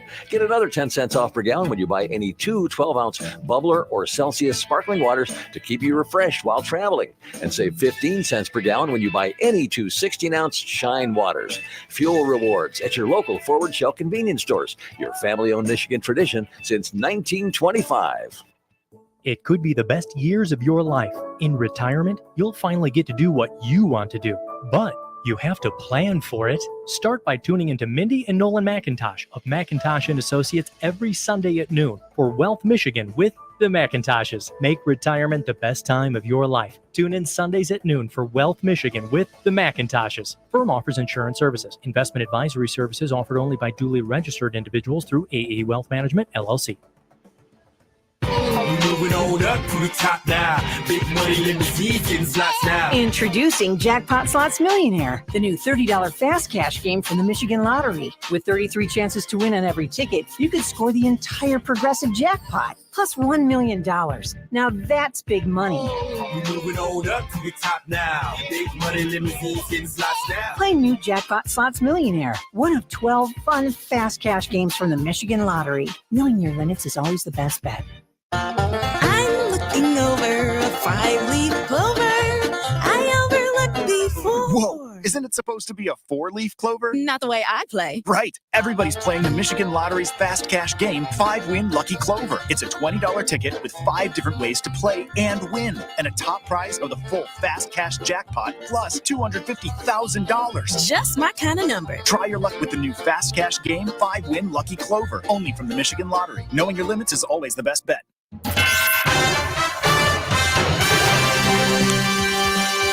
Good luck finding the truth in this case. The case of the lawsuit involving flaming hot Cheetos. Yeah. That's coming up at 7:20 on WSGW. With you and your morning team of Charlie and Mike and Jonathan. It's 7:05 now. Temperature today could be about 79 in the sunshine. Right now it's 59, so we have room to move. Bill O'Reilly, he has commentary coming up. He has commentary on Kamala Harris. That's at 7:25. Coming up, sports. Tough for the Tigers last night. Tough for our Great Lakes Loons. Some Olympic competition is already underway. Got that for you coming up in sports, too. This news being brought to you by Rifkin Scrap Iron and Metal in Saginaw. That's Rifkin Scrap Iron and Metal in Saginaw. Now in the WSGW newsroom, Mike Percha. Thank you, Charlie. Good morning, everyone. An 18-year-old suspect is in a shootout in Beecher on June 25th, was arraigned this week. Police in the Genesee County community responded to a home in the 300 block of Hilton Lane after an SUV parked in front, with 3 teens getting out and assaulting someone in their yard. Gunfire erupted between an occupant of the SUV and someone else nearby. 17-year-old Kamani Lindsay was killed, while another 17-year-old was critically injured. Police arrested an 18-year-old at the scene. Cordell Allen is charged with attempted murder and felony weapons offenses. It's growing. Last Friday, a sinkhole in an Iosco County roadway measured about 3 or 4 feet in diameter. As of yesterday, it's taken up half the roadway on Keystone Road west of M65 from the ditch to the center line of the road at 24 feet in diameter. Iosco County Road Commission officials say the hole might even get larger. While it isn't clear when the hole actually developed, it's now a danger to motorists and onlookers. The road has been blocked off at the site, and a detour has been posted utilizing Nile and Turtle roads. The hole is at a depth of 42 feet and is filled with water, though officials say a second hole is inside the first, situated horizontally from the main hole, and no one's sure where that one goes. People are warned the site remains unstable and are urged to stay away. Renew Physical Therapy of Auburn is relocating to a larger facility to accommodate demand. Here's WSGW's Christiana Malacara. The Auburn Renew will be located at 4760 Garfield Road starting August 5th. The expanded 3,500 square foot clinic can provide more patient care and additional services to the community. Chief Executive Officer Tony Kaplish says that the need for more space was due to the growing patient base. The new location includes 3 private treatment rooms, a spacious gym with a track and turf for athletic therapy. Renew Auburn offers services such as physical therapy, balance and fall prevention, free screening, sports medicine, and dry needling. This is Christiana Malagata, News Radio 100.5 and 790. My Michigan Home Care is hosting its annual Butterflies in the Park event, giving community members an opportunity to remember or honor loved ones who have had a special and positive impact on their lives. On August 4th at 1 p.m., individuals will gather to reflect upon their loved ones and enjoy a live butterfly release. In addition to paying tribute to family and friends, funds raised at the event will support patients in need of home care and hospice services, medication, and medical supplies. Each $25 donation releases a butterfly. The event will be held simultaneously at locations in Midland, Clare, and Mount Pleasant. For a list of locations or to make a donation, visit mymichigan.org/butterflies. WSGW News Time 7:09. It happens after every commercial building gets built. That looks great, boys. Wow, what a change. The owners are going to be thrilled.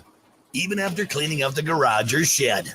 That leftover scrap metal can be a burden, but it doesn't have to be, and it can make you some cash. Rifkin Scrap Iron and Metal is a metal recycling company that'll pay you cash and recycle your metal for the future. Rifkin Scrap Iron and Metal also makes it easy. We can provide containers for industrial manufacturing facilities and small specialty shops for moving and storing scrap metals. Looking to scrap a vehicle? We got you. Rifkin Scrap Iron and Metal in Saginaw, just north of the Dow Event Center. Also located in West Branch, 1 mile off I-75 and M76. Schedule a car pickup or check metal prices now at rifkin-co.com. Rifkin Scrap Iron and Metal, recycling today for tomorrow. WSGW News Time 7:10. The man in jail and facing charges related to the shooting death of Melvindale police officer Mohammed Syed could be charged as soon as today. Police are continuing to work on the case against 44-year-old Michael Lopez, who was arrested in southwest Detroit Monday night, a day after Syed was shot during a struggle. Police received a tip about his whereabouts. Investigators are expected to submit a warrant request to the prosecutor's office tomorrow. Michigan's budget for 2025 has been signed by the governor, something she calls historic funding for Michigan's economy. Here's Darylyn Horn with the report. Totaling $82.5 billion. Whitmer says the FY25 budget will achieve the goals of the Make It in Michigan plan, investing more into public safety, manufacturing jobs, and affordable housing. So we're giving people tax relief. We're making long overdue investments, and we're doing it in a fiscally responsible way. The budget will also guarantee every high school student tuition-free community college and better road infrastructure. Darylyn Horn for the Michigan News Network. Orion Township Republican Donnie Steele works with the transportation budget. She says we're still about $3 billion short on what we need to be spending on roads. Our transportation budget is completely flat. We're at $6 billion. We're not putting any more money into our infrastructure, and that to me is the fundamental duties of the state, and we keep on missing the mark on that one. Steele says Michigan has blown through its surplus and had to expand the budget to keep up with obligations. Charlie, the two ends of the new Gordie Howe International Bridge were connected a month ago, but Canadian and U.S. officials marked the completion of the overall connection process on Wednesday. Workers have been installing the remaining steel beams and concrete panels on the half-mile bridge crossing the Detroit River south of the Ambassador Bridge. The bridge won't open until next fall as workers now start to focus on the bridge surface. Work is also continuing on the U.S. and Canadian ports of entry. All right. At some point, it will be completed, but progress continues. It is your morning team on WSGW at 7:13. And we continue. WNEM First Alert meteorologist Matthew Mondro in the forecast. Wonderful weather is ahead for your Thursday. 79, low humidity, mostly sunny skies. This is thanks to high pressure moving in. You may notice a bit of a hazy sky today. That's from wildfire smoke moving in from Canada. However, that wildfire smoke is going to be staying aloft. So the great news is that we're first alerting you to no impact on our air quality here at the surface. Going into tonight, clear skies, a low of 53. Some patchy fog is possible by tomorrow morning. Then tomorrow, sunny, 81, still low humidity with a few hazy skies. And then on Saturday, sunny skies as well, and 84, eventually 87, and mostly sunny on Sunday, but could see a few showers starting to move in very late in the day, essentially in the evening on Sunday. From the First Alert Weather Center, I'm meteorologist Matthew Mondro. It's a rising barometer of 3021. It's a wind out of the northwest, about 3 miles per hour. Got 59 degrees at WSGW. Your connection to the Great Lakes Bay region and your connection to the world. At 7:14 on WSGW. We come right back to do that sports on WSGW. All roads lead to the 69th Annual Munger Potato Festival, July 25th through the 28th. Enjoy carnival rides, food tent, games, famous potato bratwurst, lots of free potatoes, and great music. On Thursday, it's the Power Wheels Figure 8, rear-wheel drive Figure 8, and the front-wheel drive stock demo heat. Gates open at 5, racing starts at 7. In the entertainment tent, it's Final DJ Bonus, followed by Sensory Overload, with free admittance to the entertainment tent with Derby Pass. Friday is Acoustic Cocktail, followed by the Family Tradition Band, plus the front-wheel drive Figure 8 and rear-wheel drive Demo Derby. Saturday is Kids Day with the 5K Spud Run, sponsored by the Frankenmuth Credit Union. Magician Cameron Zavara at noon, bicycle drawing, and more. Music in the entertainment tent features the Cold Cut Trio, Chapter 4, and Sunset Boulevard. Saturday also features the front and rear-wheel drive Figure 8. Returning this year is the Cornhole Tournament Saturday at 2. It's the granddaddy of them all, the Munger Potato Festival. Details at mungerpotatofest.com. Follow us on Facebook. 7:15 for sports time on WSGW. And sports, of course, includes Detroit Tigers baseball. Tough one for our Tigers last night. Losing to the Guardians 2-1. Matt Vierling in the first inning launches a solo home run. And that was it for our Tiger team. Almost as far as not just scoring, but hits. The Tigers only had one more hit after that, a Colt Keith infield single. Guardians would tie the game in the 5th inning. First 2 batters get out. Then a single, a passed ball gets the runner to second, allowing a single to score that runner. And then in the 8th inning, after a leadoff walk, which is never good, but their next 2 batters were out, so there's 2 outs, but the runners got to third base with those 2 outs and then scored on a hit. So 2 2-out clutch hits for the Guardians last night. Jack Flaherty was on the mound and pitched well. He went 6 innings, giving up just 1 unearned run with 3 hits, a couple of walks, 6 strikeouts. So he didn't factor in the decision. It was Bo Brisky that took the loss. Tigers and Guardians today, 12:45 broadcast on 790 AM WSGW. At Dow Diamond last night, it was the Malmo Oat Milkers hosting the Lake County Captains. So Major League Baseball has gone into a partnership with a company called Oatly, a non-dairy based brand based in Malmo, Sweden. And so in the minor leagues this year, each minor league team one night will be represented as the Oat Milkers. And last night it was the Loons' turn to be the Oat Milkers. Losing to the Captains 6-5 as the Captains built up a 6-0 lead and then hung on from there. Peyton Martin pitching for the Oat Milkers, allowed all 6 runs. 1 was unearned. It was Jose De Paula who had a 3-run homer. That was the big hit for Great Lakes last night. Back to playing as the Loons tonight, hosting the Lake County Captains at Dow Diamond. Lions had the first full squad workout of training camp yesterday. The Olympic opening ceremonies are tomorrow, but some games are already being played. The men's soccer underway. France beat our USA team 3-0. Israel and Mali tied at 1.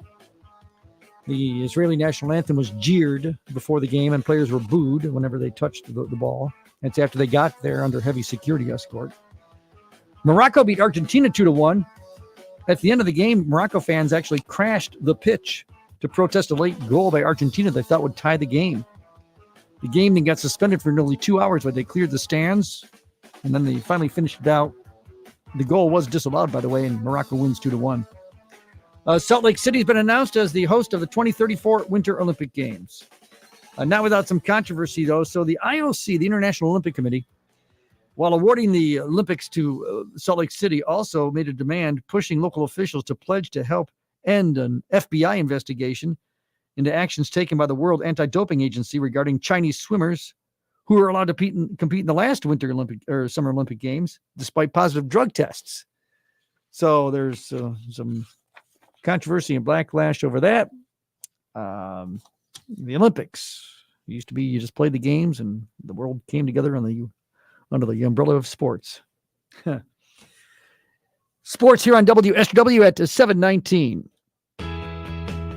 I'm with Applied Innovation customer Eric Lane, Director of Information Technology for Raleigh Williams Paint Spot.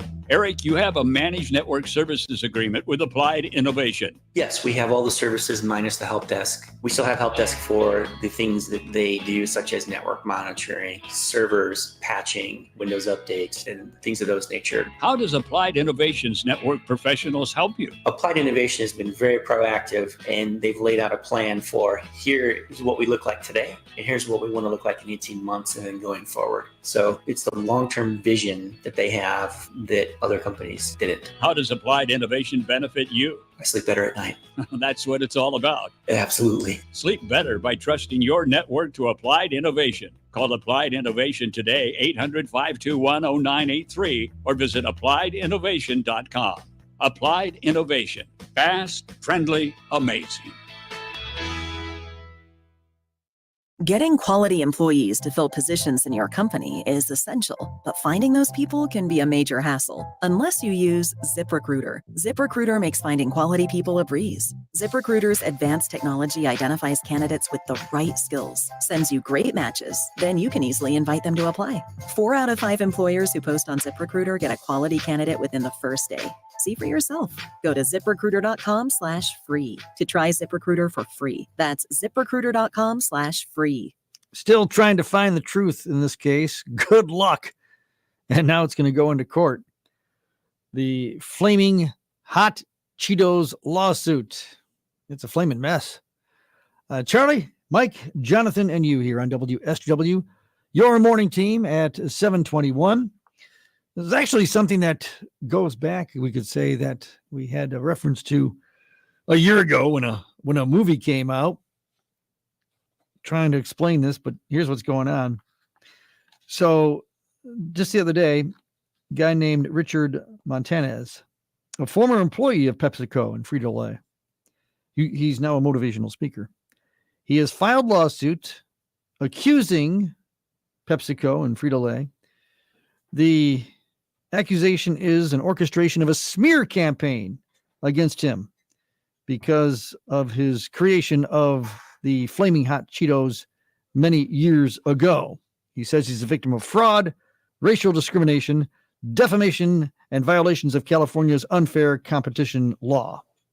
All I know is whoever invented the Flamin' Hot Cheeto deserves everything in the world. You are a fan of Flaming Hot Cheetos. They're a little too hot for me, I gotta say. Man, they really are flaming hot. Yeah, so there's a lawsuit. So, and here's where some of the mess begins. So he says, this guy, I created Flaming Hot Cheetos not only as a product, but as a movement and as a loyal executive for PepsiCo. They believed in me as a leader because they knew that people would follow me and they knew that we could have success, and we built it into a $2 billion industry. I cannot let them take away my legacy or destroy my reputation. I will not let them silence me. Okay, that's a little bit pretentious. I did not. It's not just a snack; it's a movement. I was going to say, is he creating a snack or starting a revolution? It is a way of life. Well, and now this goes back to the reference. I don't know if you recall it, and I'm trying to think. This is back last year, and I think one of you were off. And I can't remember now, but there was actually a movie that came out last year titled Flamin' Hot, and it was produced by Eva Longoria. And it was about this guy's life story, about how he started out as a high school dropout, became a janitor with the company, eventually rising to PepsiCo's vice president of multicultural sales and marketing, wow, and inventing the Flaming Hot Cheeto. And I remember this at this time because there was a question, and I guess I just lost. I thought maybe it was all just, okay, whatever. There was several reports and investigations into actually who created the Flaming Hot Cheeto. And this guy is not part of it.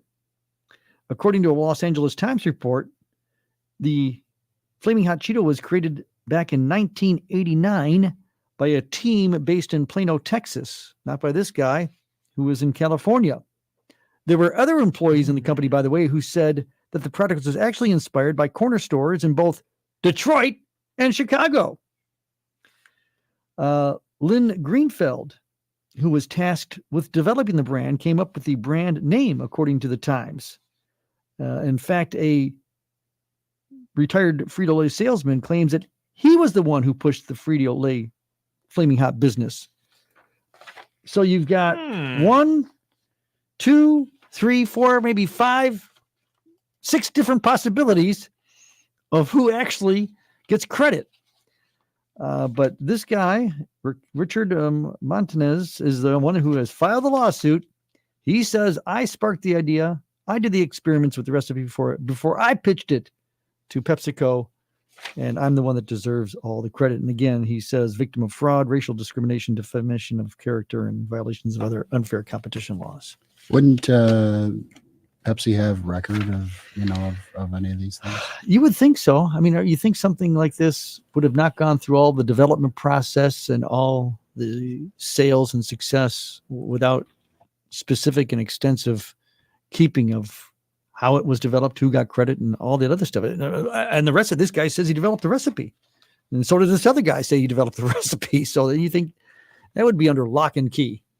This article from the LA Times says that Frito-Lay says that they have no record crediting him as the inventor.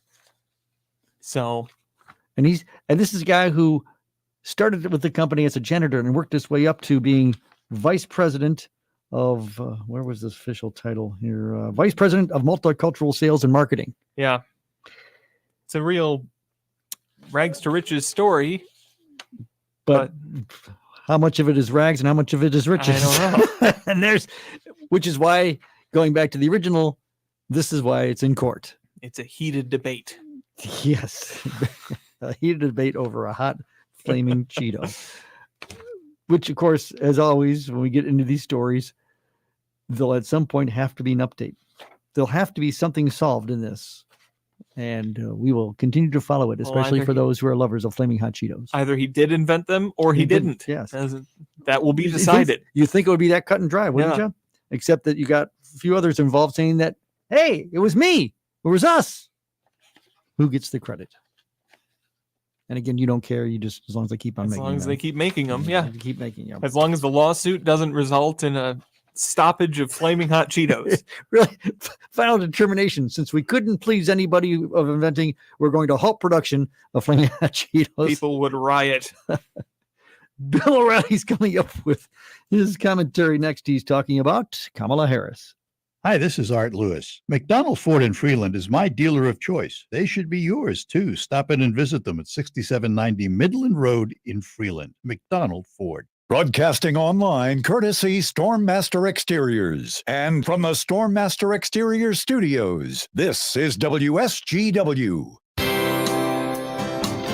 Bill O'Reilly here, and I'm warming up. Stand by for the O'Reilly Update Morning Edition.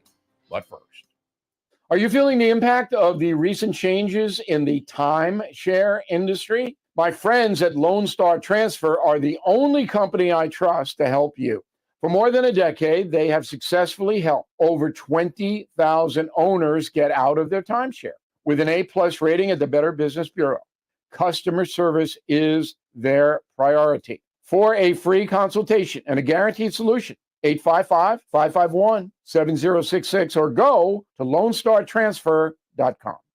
On this Thursday, as expected, St. Joan of Kamala has taken center stage, and the admiration is nonstop from Democrats and their media allies. I mean, who knew that the border czarina is a world-class political scientist with a long resume of success in absolutely everything she has ever done? Who could have predicted that a senator who was shut out of legislative victories for her entire 4-year tenure was this brilliant and visionary? Move over, James Madison. Kamala is the new viceroy of American perspicacity. On Tuesday, it looked like CNN's Jake Tapper had swallowed a bug as he introduced a segment alleging that some believe the vice president was a DEI hire. How racist, how sexist. Jake could hardly get the words out. Of course, skin color and gender had nothing to do with Kamala's elevation, even though Joe Biden promised to put a woman of color on his ticket. With Whoopi Goldberg apparently unavailable, Kamala got the nod. But DEI, no way. Ms. Harris has done little in the past 3.5 years, but who's counting, right? She's the abortion queen. That's about it. I do know that accomplishments should matter to Democrat voters. Opposing Trump, however, is the greatest achievement in the world. So the country slouches forward to November, and St. Joan of Kamala has her sword drawn. Back after this.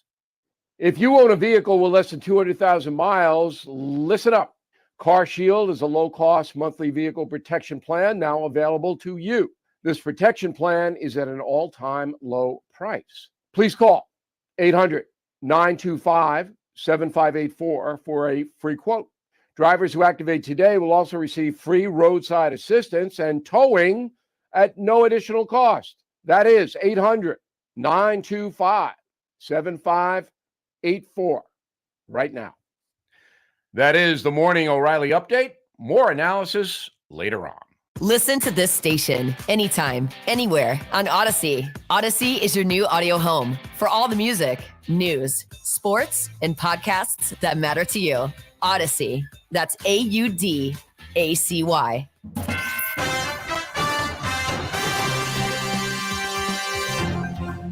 Hey, we were just speaking of flaming hot Cheetos, hot.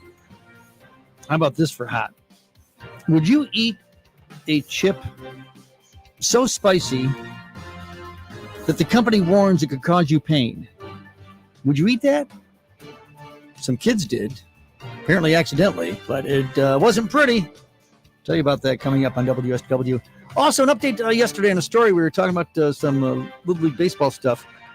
And I've got an update. We'll get to that with your morning team of Charlie and Mike and Jonathan and you. Weather forecast, spectacular. The sunshine now all day. In fact, this sunshine all weekend. Right now, the temp is 59. News being brought to you by Wolfow's Ace Hardware, 5818 State Street in Saginaw, where personal service still exists. That's Wolfow's Ace Hardware. Into the newsroom, we find Mike Percha. Thank you, Charlie. Good morning, everyone. Officials are asking for information about a shooting in Flint that took the life of a 30-year-old Flint woman on Sunday. Shanquise Love was discovered shot to death in the Travel-In parking lot in the 2000 block of Dort Highway around 2 p.m. Crime Stoppers is offering a $2,500 reward for information leading to her arrest. Tips can be called into 1-800-422-JAIL. A Roscommon man suffered serious injuries in an ATV crash on Sunday in Crawford County's West Branch Township. Police say the 42-year-old man was driving on an Leeline Road around 8 p.m. with his 23-year-old son, who was driving an ATV as well. According to police, the elder man was driving behind the younger man and began speeding up, crashing into the rear end of the other ATV. The older man was thrown from the vehicle, which landed on top of him. He was taken to a local hospital for treatment. Police say the son suffered minor injuries. Neither man was wearing a helmet. Bay City Public Schools is launching an app for parents and guardians that will allow for accurate real-time tracking of their children's school buses. The Stop Finder application was created by the district's routing software company, TransFinder. It's free to parents and guardians and allows users to customize when they receive alerts about their children's bus location. The app is also a two-way communication tool, providing parents with an easy way to communicate quickly with the district's transportation officials and receive instant notifications. School officials say the app works seamlessly with the district's routing system, allowing for targeted communication to specific regions that may only be relevant to that area. Officials say the app is secured, so only authorized users will have access to the school bus information. The district is in the process of sending invitations for parents and guardians to register. They can download the app by searching for Stop Finder on Apple's Play Store or on Google Play. Visit stopfinder.com for more information. A Mid-Michigan park has reopened with a fresh look and held a rededication ceremony recently. Here's WSGW's Christiana Malacara. Monitor Township's Herbert W. Steith Memorial Park held a rededication and ribbon cutting ceremony after closing for a $570,000 remodeling last December. The remodeling provided better access to the Caucaline River. Township Supervisor Terry Spencer highlighted the dedication to former clerk Herbert Steith and his wife Helen, who had worked as deputy clerks without compensation. The project was funded through grants, donations, and the American Rescue Plan funds. This is Christiana Malagata, News Radio 100.5 and 790. WSGW News Time 734. Some people are just obsessed with their lawns. They'd cut their grass with a pair of scissors if they could. Thanks to Gravely, they don't have to. You see, Gravely makes not only the best built and most comfortable lawnmowers, but they also leave your house looking like a doggone country club. So whether you're a commercial landscaper wanting the best or just a perfectionist homeowner, you can't do better than a Gravely. Stop in today and see what we mean. Gravely Mowers at Wolf House Ace Hardware in Saginaw. Remember, some zero-turn riding lawnmowers concentrate on performance. Others stay focused on comfort. But whoever said it's an either-or situation? With Gravely, you get plenty of both. And the ProTurn 300 is a perfect example. This newly designed mower is loaded with innovative features and is designed to keep the operator mowing comfortably from dawn to dusk. The Gravely ProTurn 300. The right balance of comfort and performance. See the complete line of Gravely zero-turn mowers at Wolf House Ace Hardware, 5818 State Street in Saginaw. And Wolf House services what they sell. Wolf House, where customer service still exists. Open 7 days. WSGW News Time 735. U.S. Senator Gary Peters of Michigan is leading a hearing to examine the security failures that led to the assassination attempt on former President Donald Trump. The hearing will take place next Tuesday at Capitol Hill and will include testimony from the U.S. Secret Service and the FBI. Secret Service Director Kimberly Cheadle resigned after the July 13th assassination attempt at the rally in Pennsylvania. A civil lawsuit from Detroit River Conservancy targets its former CFO, William Smith, his mother, wife, sister, and best man at his wedding. Smith allegedly embezzled $40 million from the nonprofit over more than a decade. The Conservancy's attorney, former U.S. Attorney Matthew Schneider, says he got creative to hide the money. When the Conservancy started catching on to this, Smith tried to transfer his assets, and he actually did transfer assets in a few occasions. Smith sold Daryl Greer a rental property house that went to youth services. Greer and Smith had talked. Greer knew what was going on with Smith, and he bought this house anyway. Schneider says Smith also created side accounts and handed out credit cards as gifts. With 3 weeks left in Oakland University's faculty contracts, talks have stalled as union negotiators and university officials are requesting mediation. A third party will now try to bridge the gap. Faculty are asking for wages that better account for cost of living increases. Since 2020, faculty received an average raise of 1.25% per year. The current contract expires August 14th. Union negotiators hope all remaining issues can be resolved before the start of classes on September 4th. And Charlie, there's a new study showing drug use among older teens are on the decline. Ryan Recker explains. The University of Michigan releasing a study which found prescription drugs for non-medical use has steadily declined among high school seniors. In 2009, 1 in every 9 high school student seniors said they used some form of prescription drugs in a non-medical setting. By 2022, that number was 1 in every 40. The biggest decreases happened during the COVID shutdown when kids were isolated and couldn't give away or sell their prescriptions to friends. Changes in prescribing practices and more rigorous oversight by parents likely contributed as well. Researcher Sean McCabe notes that part of the decline has to do with parents having better oversight of their medications. Ryan Recker for the Michigan News Network. Well, nice to hear that those numbers are down. So many times we talk about wanting things to be up. That's when you want down. It is your morning team on WSGW and it's weather. With the forecast update, it's being brought to you by Sanitary Mattress, the factory and showroom at 5343 James Road in Saginaw. We guide you there, just east of Harry Brown Airport, for everything you need with whatever kind of mattress that you need. going to spend a third of your life in bed, you want to make sure that it's a quality mattress from a quality company, and that's Sanitary Mattress, serving you locally, a local manufacturer. Support and find out what Sanitary Mattress can do for you. You can find out online, sanitarymattress.com, or call 989-753-1757 for Sanitary Mattress. Now to WNEM First Alert meteorologist Matthew Mondro. Wonderful weather is ahead for your Thursday. 79, low humidity, mostly sunny skies. This is thanks to high pressure moving in. You may notice a bit of a hazy sky today. That's from wildfire smoke moving in from Canada. However, that wildfire smoke is going to be staying aloft. So the great news is that we're first alerting you to no impact on our air quality here at the surface. Going into tonight, clear skies, a low of 53. Some patchy fog is possible by tomorrow morning. Then tomorrow, sunny, 81, still low humidity with a few hazy skies. And then on Saturday, sunny skies as well, and 84, and eventually 87, and mostly sunny on Sunday, but could see a few showers starting to move in very late in the day, essentially in the evening on Sunday. From the First Alert Weather Center, I'm meteorologist Matthew Mondro. It's a rising barometer, 3021. It's a northwest wind at 3. We're showing 59. From WSGW, your connection to the Great Lakes Bay region, your connection to the world.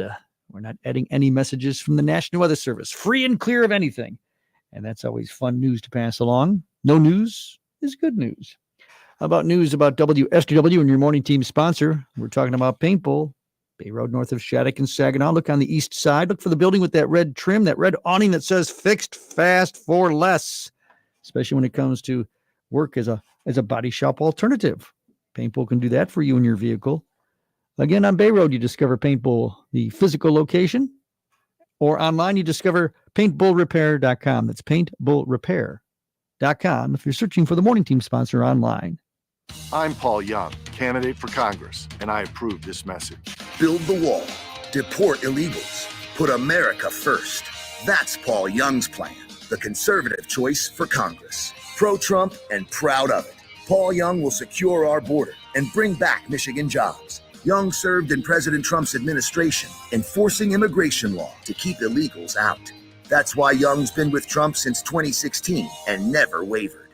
But Mary Draves, she serves Democrats. Gretchen Whitmer handpicked Draves to her climate council to push tax hikes and mandates on Michiganders. It's no wonder why Draves backed Biden's Green New Deal and opposed Trump's policies to protect American workers. Draves even donated to Trump-hating Democrats who tried to impeach him.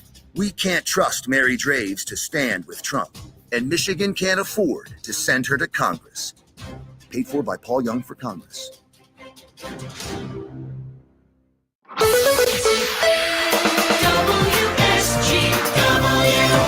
Hey, it's WSWU with Charlie, Mike, Jonathan for a morning team experience on a Thursday as you experience WSW.com.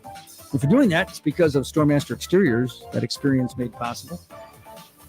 The studio support, too, of Stormmaster Exteriors. Roofing, something that Stormmaster Exteriors is concentrating on now and wants you to concentrate. If you need roofing for your home, for your business, protect your big investment from the elements, make sure the roof is on now. Don't wait until fall and winter, or maybe it's going to be too nasty weather. You want to protect against that nasty weather. StormmasterExteriors.com. That's StormmasterExteriors.com. Thanks for listening on 100.5 and 790 and utilizing Siri and Alexa as well. It's 7:42. Before we get to the would you eat a chip that's so spicy that the company warns you it could cause you pain? Isn't that the point? Some would say. I want to do a quick update on something we talked about yesterday. Made a reference to Little League Baseball. And we're talking about the Bay City Southwest team. Yes. That was in the state tournament and had lost and thought they were done. But then the Taylor North team was disqualified. And an update on that, on what happened with Bay City Southwest yesterday, as well as let me do this first. So saw the story. Apparently, the coach of that Taylor North team.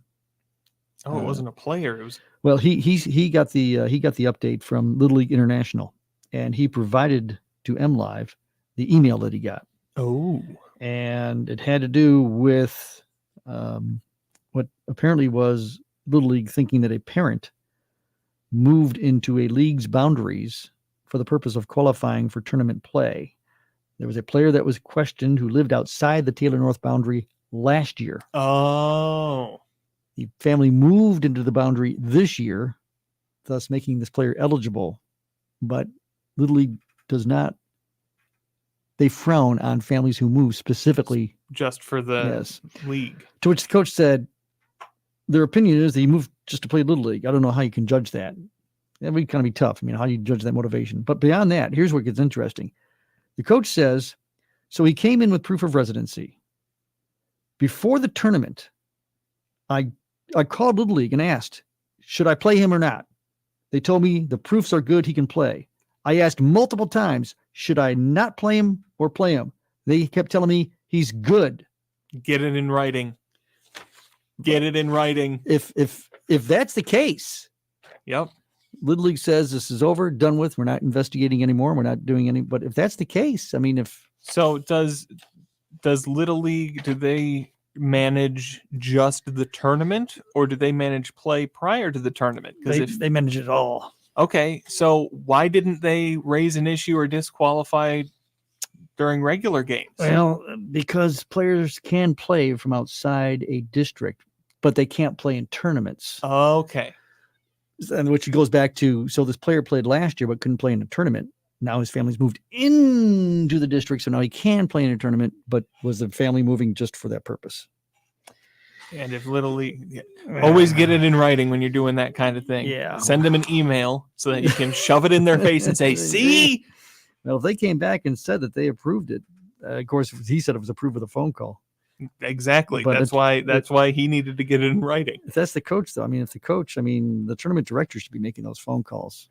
There should have been somebody who's dealing with all this and the paperwork and everything. Yep. I've been involved again as a coach doing a lot of this stuff, but I had a tournament director who was directing. And that way you could focus on coaching.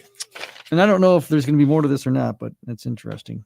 Unfortunately, Bay City Southwest lost yesterday to Richmond 5-2, so they are officially out now. But all right, it was interesting. Wow, they got another chance out of it, though. They did. Unfortunately, at the hands of the Taylor North, and the kids, I'm sure, are still wondering why.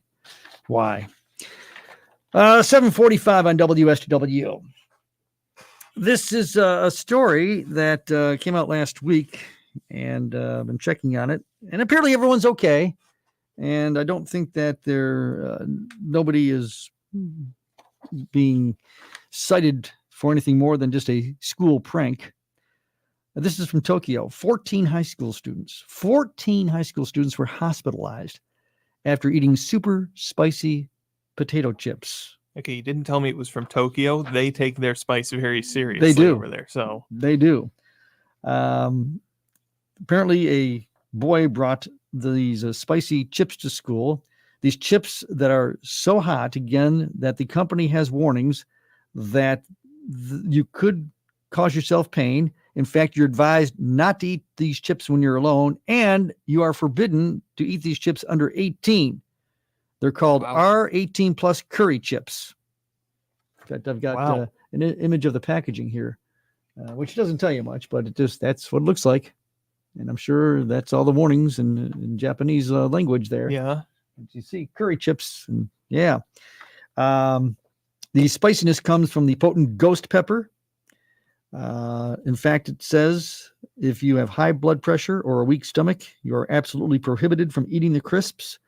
People who have any kind of cuts or openings, wounds on their fingers are careful when you're opening the packages or handling the chips because the spiciness will get in there and cause you pain there too. 13 girls and one boy taken to a hospital because they started complaining of nausea and acute pain around their mouths, which prompted emergency calls. And officials had to respond in order to find out, what's going on. The company that makes the snack has apologized for any inconvenience and wishes the kids a swift recovery. Imagine being a school administrator for that, though. Like 14 kids suddenly get crazy sick in one day. It's like, shut everything down.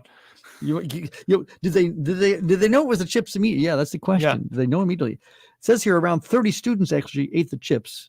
14 of them had to go to the hospital. And after investigations, it turns out that one of the students, a boy, brought the crisps to school, he said, just for fun.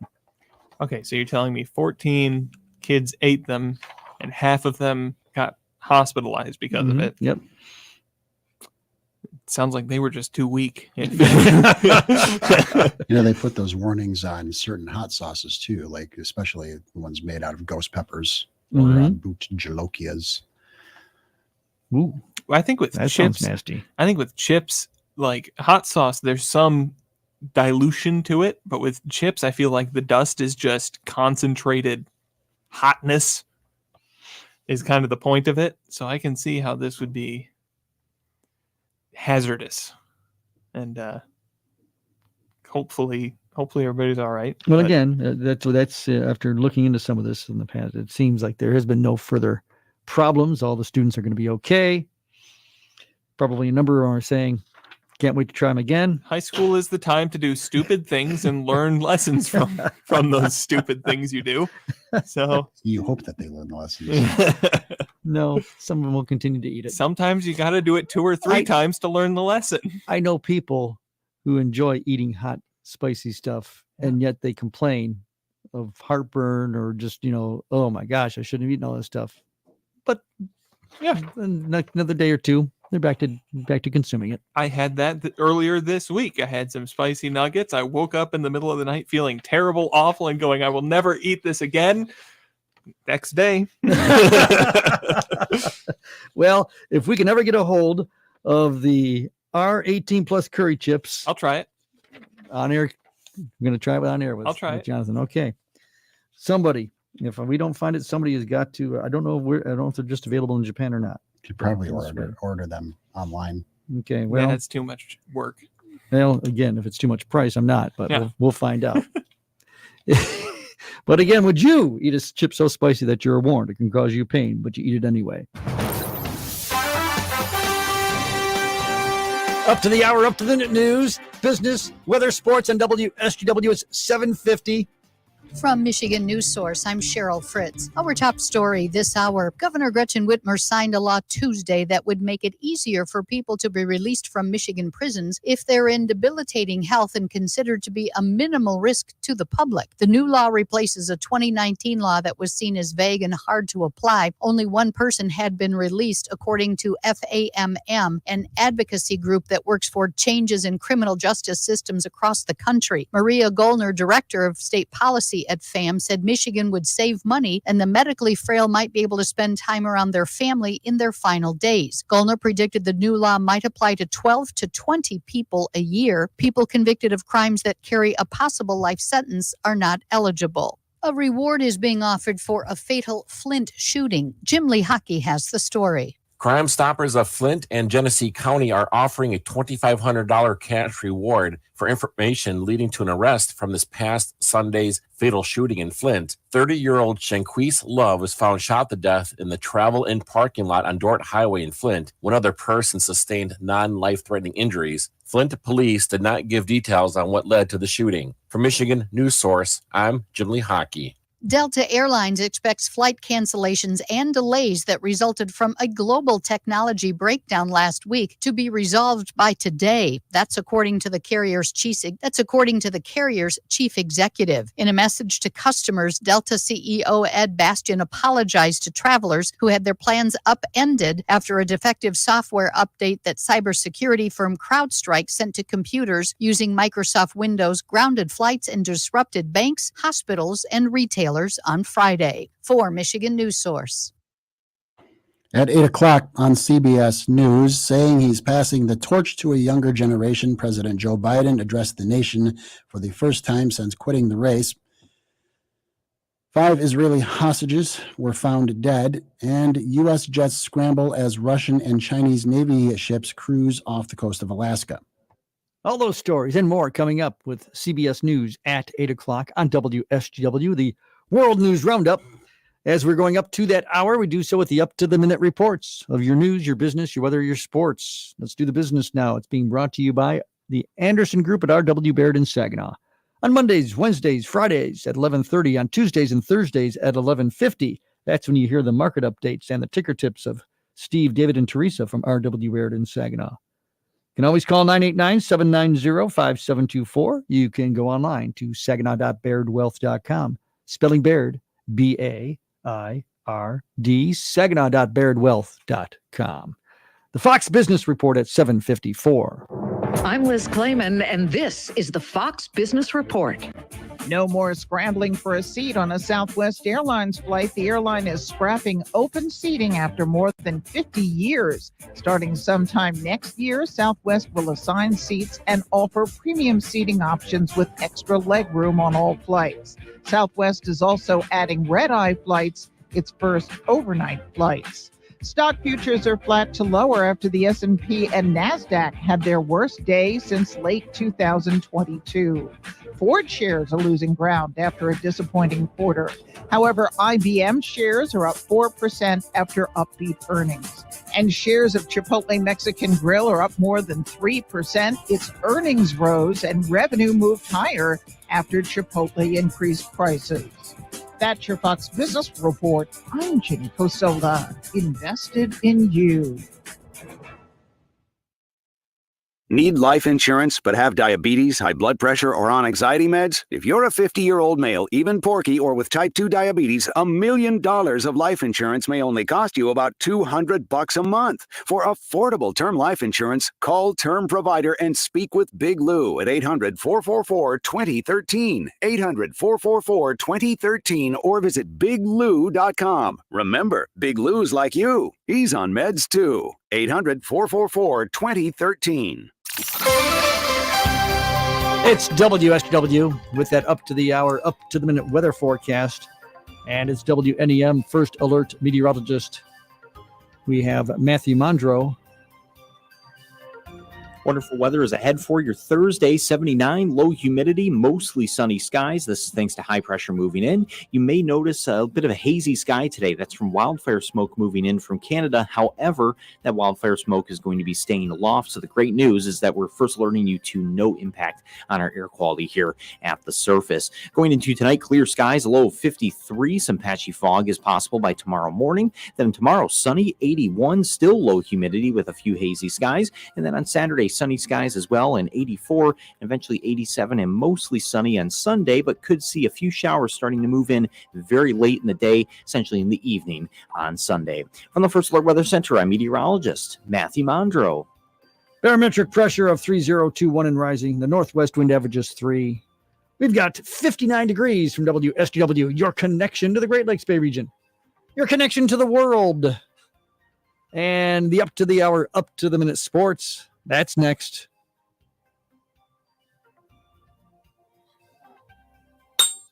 Do you hear that? That's the sound of 10 stakes being driven into the ground at Begic Nursery and Garden Center in Bay City. That's a good reason for you to drive here too. Begic's 10 sale starts this Wednesday with clearance prices as hot as summer itself, with savings from 25 to 75% off on overstocks and closeouts. And the tent gets sizzling summer savings on patio furniture, garden accessories, statuary, pottery, and much, much more. Also, summer clothing, hats, handbags, giftware, and more are all marked down. And Begic's Plant Garden Trail gets savings of 50% off and more on a variety of trees, shrubs, and evergreens. Begic's 10 sale is the first to get here. Get what you want, summer clearance, with lots of one-of-a-kind and odds and ends. Get your largest discounts of the year. We'll see you at Begic's this week. Begic Nursery and Garden Center on M84, 1 mile east of I-75, west side Saginaw Road, Bay City. Let's do the up to the hour, up to the minute sports with WSGW. It's 7:58. Oh, Tigers came close last night. 2-1 loss to the Cleveland Guardians. It started out nice. The Tigers got a home run in the first inning from Matt Vierling, but after that, almost nothing. I mean, only one more hit, in fact. Infield single from Colt Keith, and that was it. Guardians, meantime, came back obviously with a couple of runs to get the victory. Jack Flaherty pitched well. 6 innings, didn't factor in the decision, but only one unearned run he gave up. Tigers and Guardians today, 12:45 on 790 AM WSGW. It's a bullpen day for our Tigers pitching. At Dow Diamond last night, Lake County Captains with a win over our Great Lakes Loons, or the Oat Milkers, as they played last night. 6-5 the final score. Back to playing as the Loons tonight against Lake County at Dow Diamond. The Olympics opening ceremonies tomorrow, but some of the games are already underway, like men's soccer. And yesterday, the men's team played against France. It was a loss, 3-0, the final score. Salt Lake City has been announced as the host city of the 2034 Winter Games. Up to the hour, you're up to the minute sports with WSGW. It's 7:59. Join us July 25th through the 28th at the Labadee Rib Fest in Bay City's Veterans Memorial Park for delicious barbecue, nightly concerts, and activities and fun for the whole family. 4 days of fun, including pig races, a kids zone, great food, and of course, concerts. Enjoy the Prince Experience, Sunset Boulevard, Frankie Ballard, Billy Dean, Ambrosia, Firefall, Raggedy Ann, and Jackal. For more information, visit BayCityRibFest.com. You can't miss the Labadee Rib Fest, July 25th through the 28th. Incoming transmission from RocketGrabPlus.com. We have a fantastic deal for you this week at RocketGrabPlus.com. Right now, you can get a $100 gift certificate to Cooper's Frame and Art on Court Street in Saginaw for just $50. Cooper's Frame and Art is known for its exceptional craftsmanship, offering a wide range of frames and custom-framed art to suit every style. Give the gift of personalized framing and create lasting memories. Head over to RocketGrabPlus.com to snag your deal today. Transmission terminated. News time with WSGW is 8 o'clock. Broadcasting from the Stormmaster Exterior Studios, WSGW, Saginaw, Bay City, Midland, WSGW-FM, Carlton. Passing the torch. Nothing can come in the way of saving our democracy. That includes personal ambition. On the attack. Lion, Kamala Harris, Lion, L-Y-I-N apostrophe. Prison release blocked. When innocence doesn't matter, what are we doing? Why even have laws? Good morning. I'm Steve Kathan. With the CBS World News Roundup, President Biden defended his record last night and said about his decision to bow out of the 2024 race that it's now time for younger voices. CBS's Ed O'Keefe has details from the White House. I revere this office, but I love my country more. Speaking from the Oval Office, President Biden explained his decision to end his campaign and support Vice President Harris instead. You know, there is a time and a place for long years of experience in public life. There's also a time and a place for new voices, and that time and place is now. The president praised Harris as she watched from the campaign trail in Houston. She's experienced, she's tough, she's capable. While he never explicitly mentioned former President Donald Trump, Biden did say this. We have to decide, do we still believe in honesty, decency, respect? Now, he said he plans to focus on what he can accomplish in his last 6 months in office. They'll continue to lower costs for hardworking families, grow our economy. I'll keep defending our personal freedoms and our civil rights, from the right to vote to the right to choose. He also cited hopes to focus on gun control, address climate change, fight cancer, and said he'll soon share ideas on how to overhaul the Supreme Court. Just before the president spoke, former President Trump held a campaign rally in North Carolina. CBS's Nicole Killian reports he went after the woman he'll likely face in November. We officially defeated the worst president in the history of our country, crooked Joe Biden. In his first solo rally since President Biden's exit, former President Trump quickly pivoted to his new likely rival, Lion, Kamala Harris, frequently mispronouncing her name and taking aim at her record from the economy to the border. Lion Kamala Harris has been the ultra-liberal driving force behind every single Biden catastrophe. Israeli Prime Minister Benjamin Netanyahu meets today with President Biden and also with Vice President Harris. After a tumultuous day in D.C. that saw protests from families of hostages held by Hamas and Netanyahu's forceful speech to Congress. When we stand together, something very simple happens. We win, they lose. Israel today recovered the bodies of 5 Israelis in Gaza who had been killed back in October. Wildfires threaten the landscape from California to Canada. CBS's Jonathan Vigliotti says one fire in central California more than tripled in size overnight. A new wildfire is raging out of control, breaking out just north of Sacramento, sending flames up into trees and devouring thousands of acres. Fire crews drove between walls of flames near the town of Chico, where hundreds of residents are under evacuation orders. Other harrowing scenes are coming out across the Pacific Northwest, including eastern Oregon.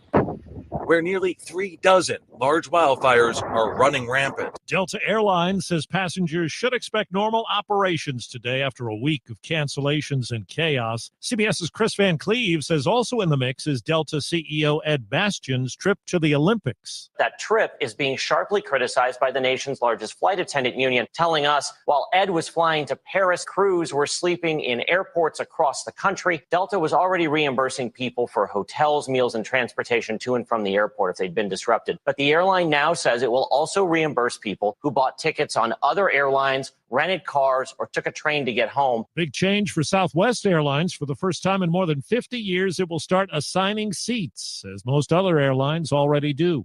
4 minutes after the hour. Sponsored by Progressive Insurance. Looking for a career path with flexibility, great pay, and benefits? Go to progressive.com/careers and apply online today. Applied Innovation customer Lori Sanders Doherty, office administrator with Anderson, Augustino, and Keller, appreciates how Applied Innovation responds to her busy law firm. Absolutely. They are very fast. And we've actually undergone 2 different leases where they've come in and replaced all of our equipment. The uptime Applied Innovation provides is critical. I'd say just the fact that we have our equipment working, we're able to get the job done, and we know who to call if something breaks. So, yeah, we have confidence that they'll take care of us. So how do you benefit from having Applied Innovation as your office technology provider? Then I don't have everybody screaming at me because their copier is broken or their printer is broken.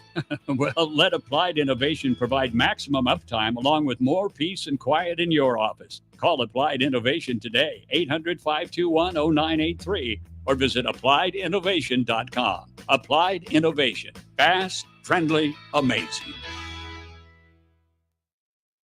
A school officer charged in connection with the Uvalde massacre will be in court today. Adrian Gonzalez, charged in June with 29 counts of child endangerment, is expected to plead not guilty at the Uvalde County Courthouse. According to the indictment, Gonzalez failed to engage the gunman after hearing gunshots and failed to follow his active shooter training. Adrian Gonzalez literally passed by the shooter and did nothing to stop him. He should have just pled guilty and did his time. Brett Cross's son, Uzziah Garcia, one of the 19 kids killed. Last week, former Uvalde School District Police Chief Pete Arredondo pleaded not guilty to 10 counts of child endangerment. Chris Fox for CBS News, Austin. Missouri's Supreme Court has halted the immediate release of a man whose murder conviction was overturned earlier this week. The state's attorney general has been working to block the release of Christopher Dunn. His wife was headed to the prison to get him when she got the news. What is the purpose of keeping an innocent person in prison? A person who 2 prosecutors have said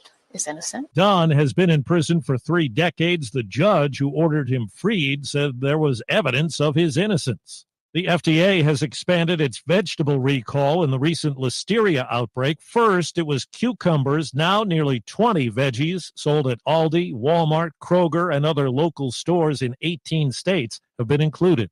A 70-year-old hiker who went missing in Northern California last Friday has been found alive. Police Sergeant Kevin Griffith. The fisherman who was out on the lake thought he heard an owl, and as he pushed farther onto the lake, he actually realized it was a human voice. He says the man survived on a handful of berries and river water. Quite a dive yesterday for financial exchanges. Indexes had their worst day since 2022, with steep losses on the NASDAQ and the S&P 500. The Dow was down 504 points. Profit reports from Tesla and Alphabet helped trigger it. Market strategist Art Hogan says it's been a rocky early summer. We haven't seen a 5% pullback since April of this year. So the market was due for that. This is normal volatility, and the seasonality of the back half of July through October tends to be more volatile and more negative. A Tennessee man found out he was the winner of a $1 million lottery prize when police contacted him. Turns out a clerk at the gas station in Murfreesboro, where he bought the scratch-off ticket, is accused of stealing it after saying it was worthless. Detective Steve Craig says store video is being used as evidence. He threw it on top of the trash. He took the trash outside. And if you follow him on the camera, you can see him grab the ticket, put it in his pocket. It's pretty obvious. Good enough for me to put in front of 12 jurors and make sure that they all come to the same conclusion. Time on the roundup, 8 past the hour.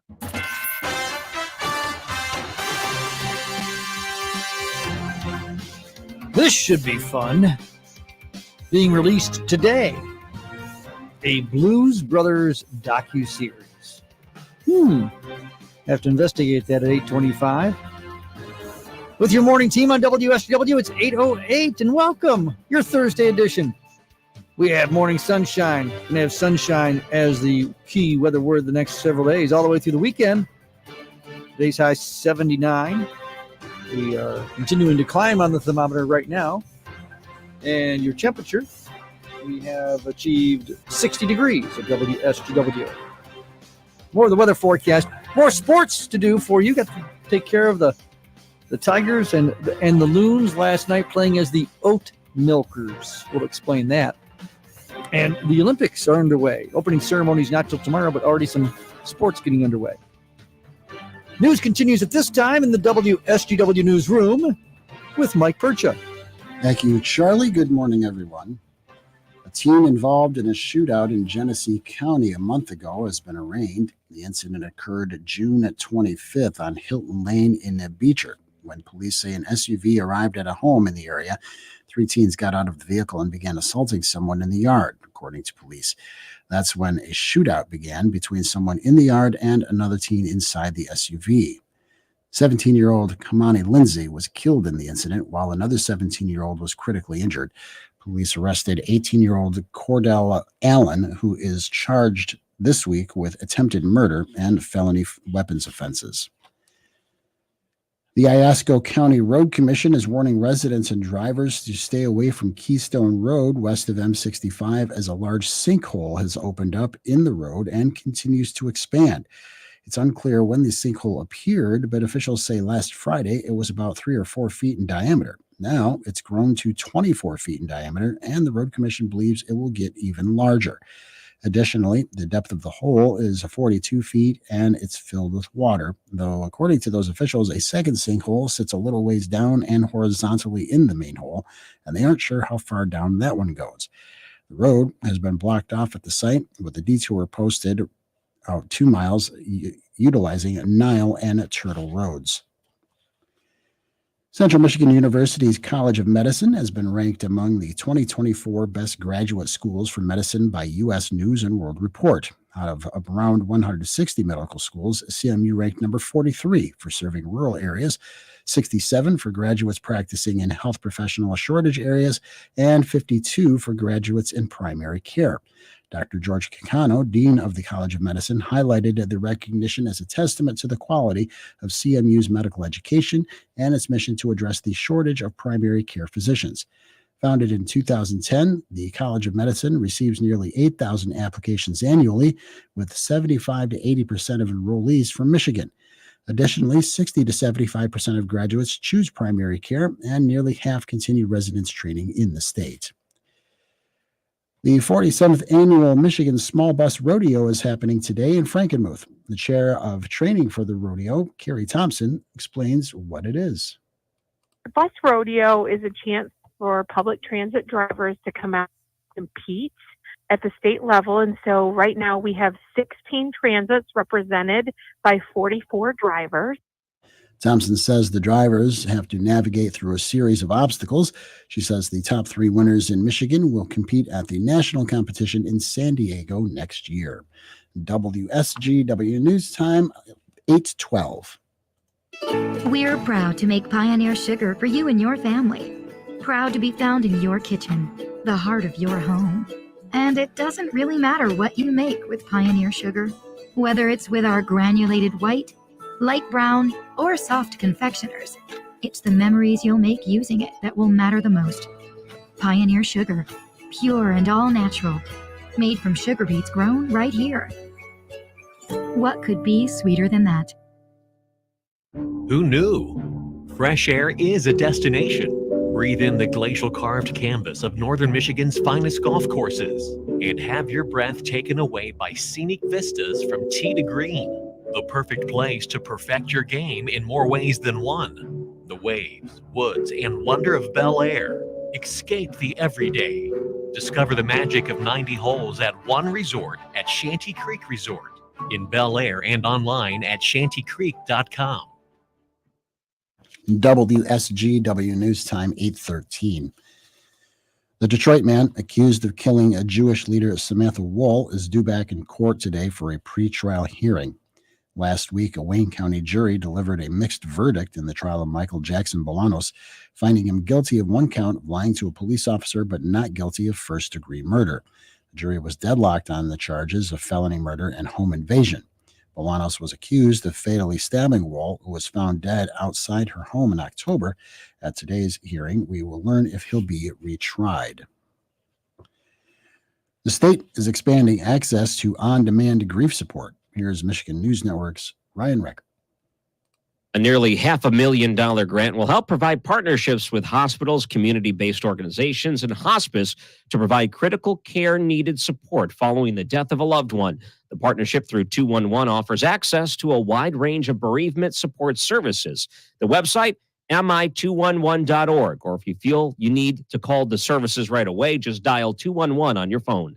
Ryan Recker for the Michigan News Network. Ford makes money in the second quarter, but not as much as Wall Street expected. Jeff Gilbert explains. Ford made $1.8 billion in the second quarter. Analysts, however, were expecting more. But Chief Financial Officer John Lawler says they were hit by an $800 million increase in their warranty costs. We can't read this quarter as, that the year is coming off tracks. It's not. We're very confident in where we're at this year. Ford Pro, their commercial vehicle business, led the way. Those warranty costs lowered earnings at Ford Blue, the gasoline business, and Ford's Model E business posted a $1.1 billion pre-tax loss. They say more red ink is coming. The company as a whole, however, expects to make $10 to $12 billion pre-tax for the full year. Jeff Gilbert, the Michigan News Network. And Charlie, a similar story with Stellantis, which says its first half earnings fell short of expectations, and they blamed their weak performance on North America. They made $6 billion in the first half, which is 48% than last year. They're blaming weaker sales in North America, fewer sales of more expensive trims, and the cost of launching new models. Isn't this on the heels of, wasn't the story the other day about General Motors having a big... Yeah, GM had surpassed their profit expectations. All right. So that's how it continues to play out as far as the automotive industry is concerned. The weather that we're doing for you, the forecasting update on WSGW is WNEM First Alert Meteorologist Matthew Mondro. Wonderful weather is ahead for your Thursday. 79, low humidity, mostly sunny skies. This is thanks to high pressure moving in. You may notice a bit of a hazy sky today. That's from wildfire smoke moving in from Canada. However, that wildfire smoke is going to be staying aloft. So the great news is that we're first alerting you to no impact on our air quality here at the surface. Going into tonight, clear skies, a low of 53. Some patchy fog is possible by tomorrow morning. Then tomorrow, sunny, 81, still low humidity with a few hazy skies. And then on Saturday, sunny skies as well, and 84, eventually 87, and mostly sunny on Sunday, but could see a few showers starting to move in very late in the day, essentially in the evening on Sunday. From the First Alert Weather Center, I'm meteorologist Matthew Mondro. Barometric pressure 3022, rising. Wind is northwesterly, averaging 7. Temp is 62 from WSGW. Your connection to the Great Lakes Bay region, your connection to the world. With sports next on WSGW. Ready to save big at the pump? Look no further than Fuel Rewards at one of our Forward Shell convenience stores. Save 10 cents per gallon when you buy one 10-ounce Old Trapper beef jerky. Perfect for snacking on the go. Get another 10 cents off per gallon when you buy any 2 12-ounce Bubbler or Celsius sparkling waters to keep you refreshed while traveling. And save 15 cents per gallon when you buy any 2 16-ounce Shine waters. Fuel Rewards at your local Forward Shell convenience stores. Your family-owned Michigan tradition since 1925. Get ready to rock your summer with Seconding Eagles Landing Casino and Hotel's free tribute to Summer Concert Series. July 25th, experience the timeless music of Creedence Clearwater Revival and John Fogerty. Mystic Highway captures every detail, from their sound and dress to multiple instrument changes. Don't forget your lawn chairs and blankets. Gates open at 5 p.m. Show starts at 7 p.m. Plus get $10 in premium play for attending. Saginaw Eagles Landing Casino and Hotel. Real fun, real friendly. You know, out of all the things we can do to maintain and protect our homes, you know what? Getting up on a ladder, cleaning out the gutters, that's the last thing anyone wants to do. I know, I've done it. And right now you can save up to 30% off your entire purchase when you go to leaffilter.com/Hannity. An investment in Leaf Filter is an investment engineered to protect your entire home. Now, the beauty of Leaf Filter is they take care of everything start to finish. Every installation comes with a free inspection, free estimate, and a lifetime guarantee. Now, a Leaf Filter Trusted Pro will clean out, realign, seal your gutters before installing Leaf Filter, protect your home, and never clean out gutters ever again with Leaf Filter. They're America's #1 gutter protection system.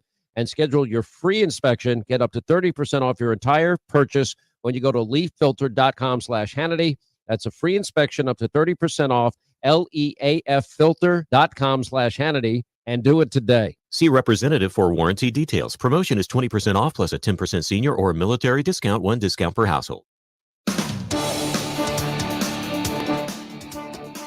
Doing the sports on WSGW. It's 8:20.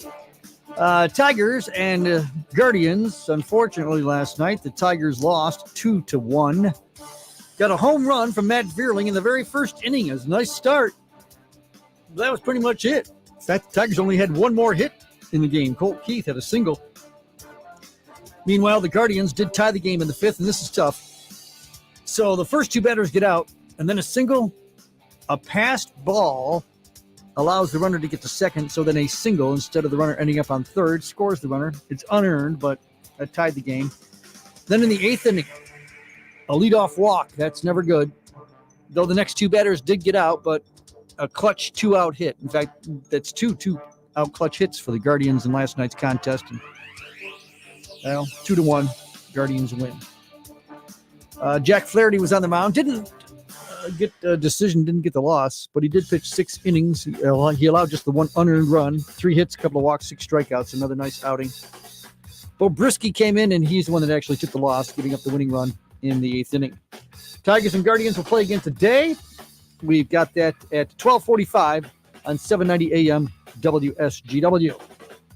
In baseball last night, Twins got a walk-off win, an infield single to defeat the Phillies 5-4. Arizona goes into the 9th against the Royals, the top of the 9th, losing 4-3. Diamondbacks score 5 times. It's now 8-3, or I should say 8-4, though the Royals came back with 2 runs to make it an 8-6 final score. Texas beat the White Sox 10-2, 10 straight losses for the White Sox. Now 50 games under 500. On pace for 120 losses, which would tie the New York Mets of 1962 for the worst season ever. The Mets, by the way, beat the Yankees 12-3. That's win the Subway Series against the Yankees, 4-0 this year. The Padres beat the Nationals 12-3, pounding out 20 hits. And the high score of the night goes to the Rockies over the Red Sox, 20-7. At Dow Diamond last night, the Great Lakes Loons playing as the Malmo Oat Milkers. Major League Baseball is in a partnership with the Oatly Company. It's a Sweden-based company for a non-dairy-based brand. And so this year, every minor league team for one game will play as the Malmo Oat Milkers. And last night was the Loons' turn. The Captains beat our oat milking team. 6-5 the final score. Captains built up a 6-0 lead in the first 4 innings and then hung on from there. Peyton Martin gave up all 6 runs, although only 5 were earned. There was 1 unearned run. Josue DePaula had a 3-run homer. Loons are playing tonight against the Lake County Captains from Dow Diamond. Football from Allen Park yesterday. The Lions had its first full squad reporting for its training camp. The Olympics are underway with games being played even before the opening ceremonies tomorrow. We had soccer games. France beat the USA team. This is men's soccer, 3-0. How about the Israeli-Mali game, which ended up in a 1-1 tie? The Israeli team had to arrive under heavy escort. Its national anthem was booed, and the players were jeered. Morocco beat Argentina 2-1. Strange game here. Moroccan fans crashed the pitch to protest a late goal scored by Argentina, which they thought tied the game. The game actually had to be suspended as the field was cleared and the stands were cleared. Nearly 2 hours in delay before the game finally finished out. And then it turned out that goal was disallowed after a video assistant review. But if it's Morocco's disruption, shouldn't they be penalized? Who knows? Salt Lake City announced it's been announced to be the host of the 2034 Winter Olympics. Although it's coming with some kind of controversy because apparently the IOC also made a demand that local officials with the Utah Games should be pressuring the FBI to end its investigation into actions with the Chinese swimmers of its doping from the last Olympics and all the drug testing going on. So that's got to be solved. I remember when the Olympic Games were just reporting the athletes and their stories and the scores. It's your morning team on WSGW. It's 8:24. I'm Paul Young, candidate for Congress, and I approve this message. Build the wall. Deport illegals. Put America first. That's Paul Young's plan. The conservative choice for Congress. Pro-Trump and proud of it. Paul Young will secure our border and bring back Michigan jobs. Young served in President Trump's administration, enforcing immigration law to keep illegals out. That's why Young's been with Trump since 2016 and never wavered. But Mary Draves, she serves Democrats. Gretchen Whitmer handpicked Draves to her climate council to push tax hikes and mandates on Michiganders. It's no wonder why Draves backed Biden's Green New Deal and opposed Trump's policies to protect American workers. Draves even donated to Trump-hating Democrats who tried to impeach him. We can't trust Mary Draves to stand with Trump, and Michigan can't afford to send her to Congress. Paid for by Paul Young for Congress. Hi, this is Mike Avery, and here's what's coming up this week on Outdoor Magazine. First, Chris Craner on summertime coyote hunting. Then Nick Buja from the Michigan Wildlife Council. In our second hour, Captain Paul Schlafly talks about salmon fishing on Lake Michigan. Then Matt Smith on buying recreational property. And in our third hour, it's the chairman of the boards, Bruce DeShano of Offshore Tackle. Listen Saturday mornings at 6 and Sundays at 9 on WSGW.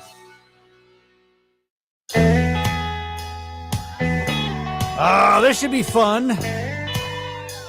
It's being released today.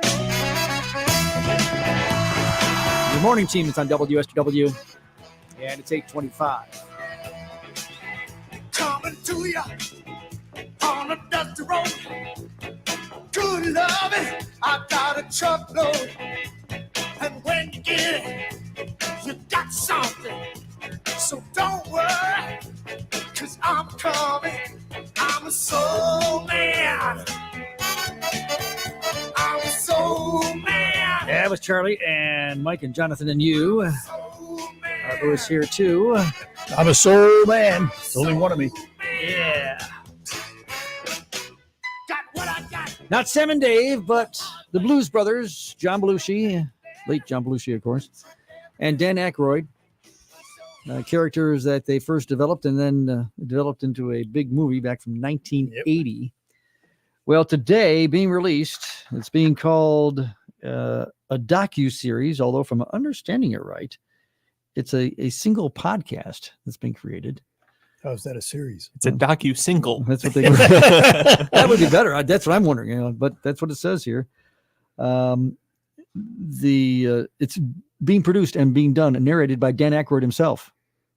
And he says it's a celebration of blues, soul, and brotherhood. It's an Audible original, which will illuminate the film's cultural and aesthetically significant impact. It's called Blues Brothers, The Arc of Gratitude. Who could forget the car chase scene through the mall? Oh, classic. And he said this is unlike anything fans have ever heard before. It'll get deep down into retrospective interviews, including unheard sound bites from John Belushi himself. You know, he's been gone for many, many, many years now, but yeah, you're going to hear some of that. And a behind-the-scenes look into late nights in the early days with Belushi going to Dan's Speakeasy in Toronto. Their time working with blues legends Aretha Franklin, James Brown, and Ray Charles, who all appeared in the movie. How they founded the House of Blues. So, yeah, it's being released on Audible starting today, July 25th. 2 hours, though. That's pretty extensive for a podcast. Yeah. It's more like a show. Yeah. I'm not sure. I'm sure those who grab product from Audible, I don't know if you got to pay for it or not. It is subscription based. Subscription? Yep. Okay. I figured you'd have insight on that. But it is starting today.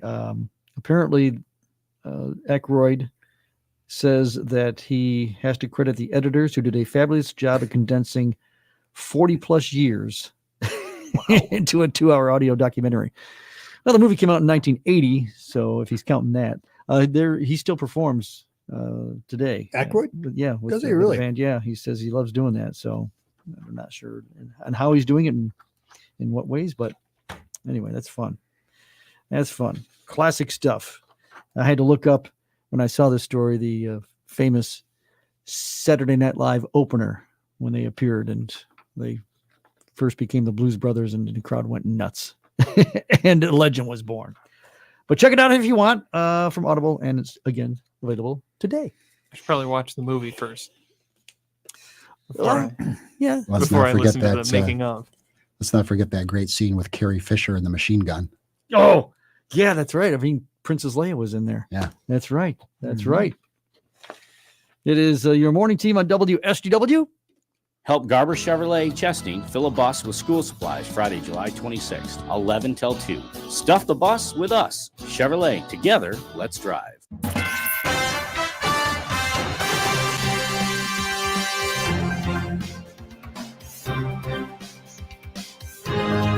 So yesterday I heard a reference to Watergate. And I thought, Watergate? What?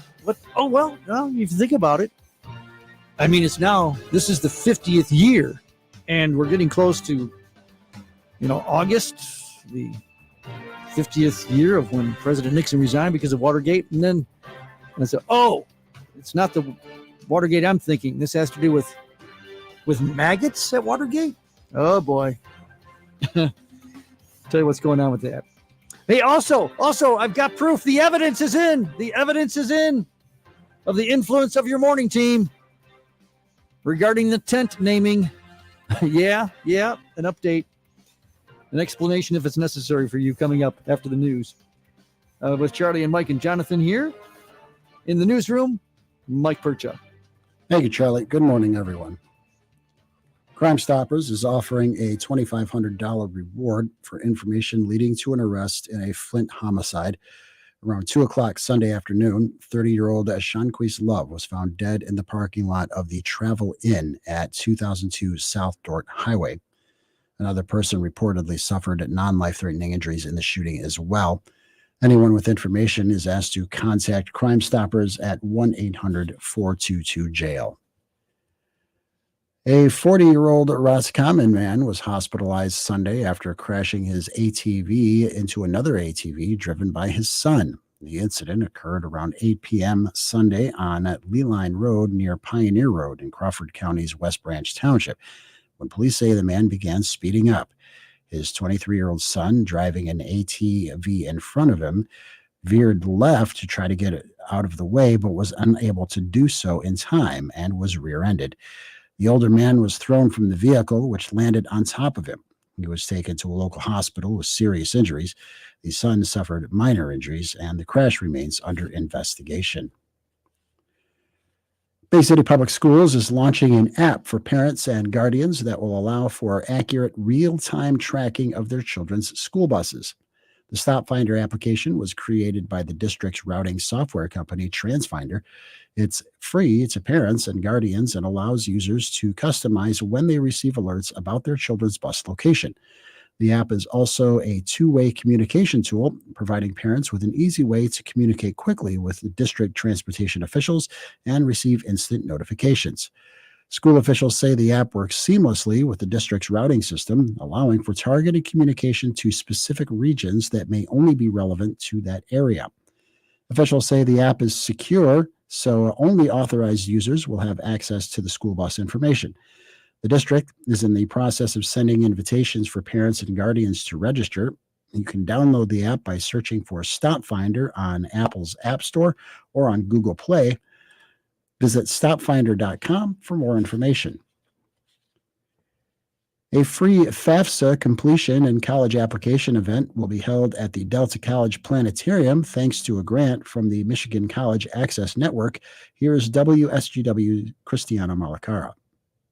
The Bay Area Community Foundation, Bay City Public Schools, and Bay Aranac ISD received a Michigan College Access Network grant to host a free FAFSA completion and college application event. This will be held on August 7th from 4 until 7 at the Delta College Planetarium. All Bay Area and Aranac students are welcome to attend. FAFSA specialists and administration counselors will be present to assist students. Register at bayfoundation.org. The first 100 students to register receive a food and gas voucher and a free Kona Ice. Delta College Planetarium is located at 100 Center Avenue in Bay City. This is Cristiano Malagata, News Radio 100.5 and 790. WSGW News Time 8:34. Spread the word. It's a week of fun for everyone. The Tuscola County Fair, July 20th through the 27th. In the heart of Cairo, grandstand shows every night at 7. One low price for parking, admission, grandstand, and unlimited rides. Only $14. $12 on Saturday the 27th. Sponsored by Consumers Energy. Ride the rides, including the new Ferris wheel and kiddie boat ride. Wednesday and Thursday, the Super Kicker Rodeo returns, sponsored by Nextera Energy. Local entertainer Dave Largus kicks it off at 6. Friday the 26th, it's the Extreme Illusions and Escape Shows, sponsored by Michigan Sugar. Saturday the 27th is the Unique Motorsports Night of Destruction. Bump and Run, Off-Road, and Most Wanted Fine Arts Stock Demo Derby, sponsored by Nutrien Ag Solutions. Thrilling rides, delicious food, free sideshows by Frantic Water. Team Zoom K9 Entertainment, sponsored by DTE Energy and Muxlow Exotics. Check us out on Facebook or go to TuscolaCountyFair.com. It's fair food galore in 2024. Brought to you by the Farm Depot. WSGW News Time 8:35. State lawmakers are out of session for the summer, but new legislative priorities for the fall are already being planned. Senator Sean McCann says they've gone home to their districts across Michigan and are talking with residents to see what the residents would like done. He says the schedule's been busy. Visiting a small business yesterday. This morning I was at an announcement for tourism attraction in Kalamazoo County. So I mean, we just keep working. McCann says planning for the fall will continue up to the new session.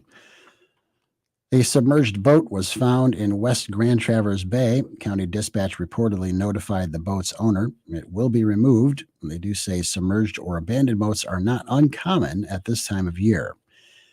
Escanaba may have a refrigerated ice rink this winter.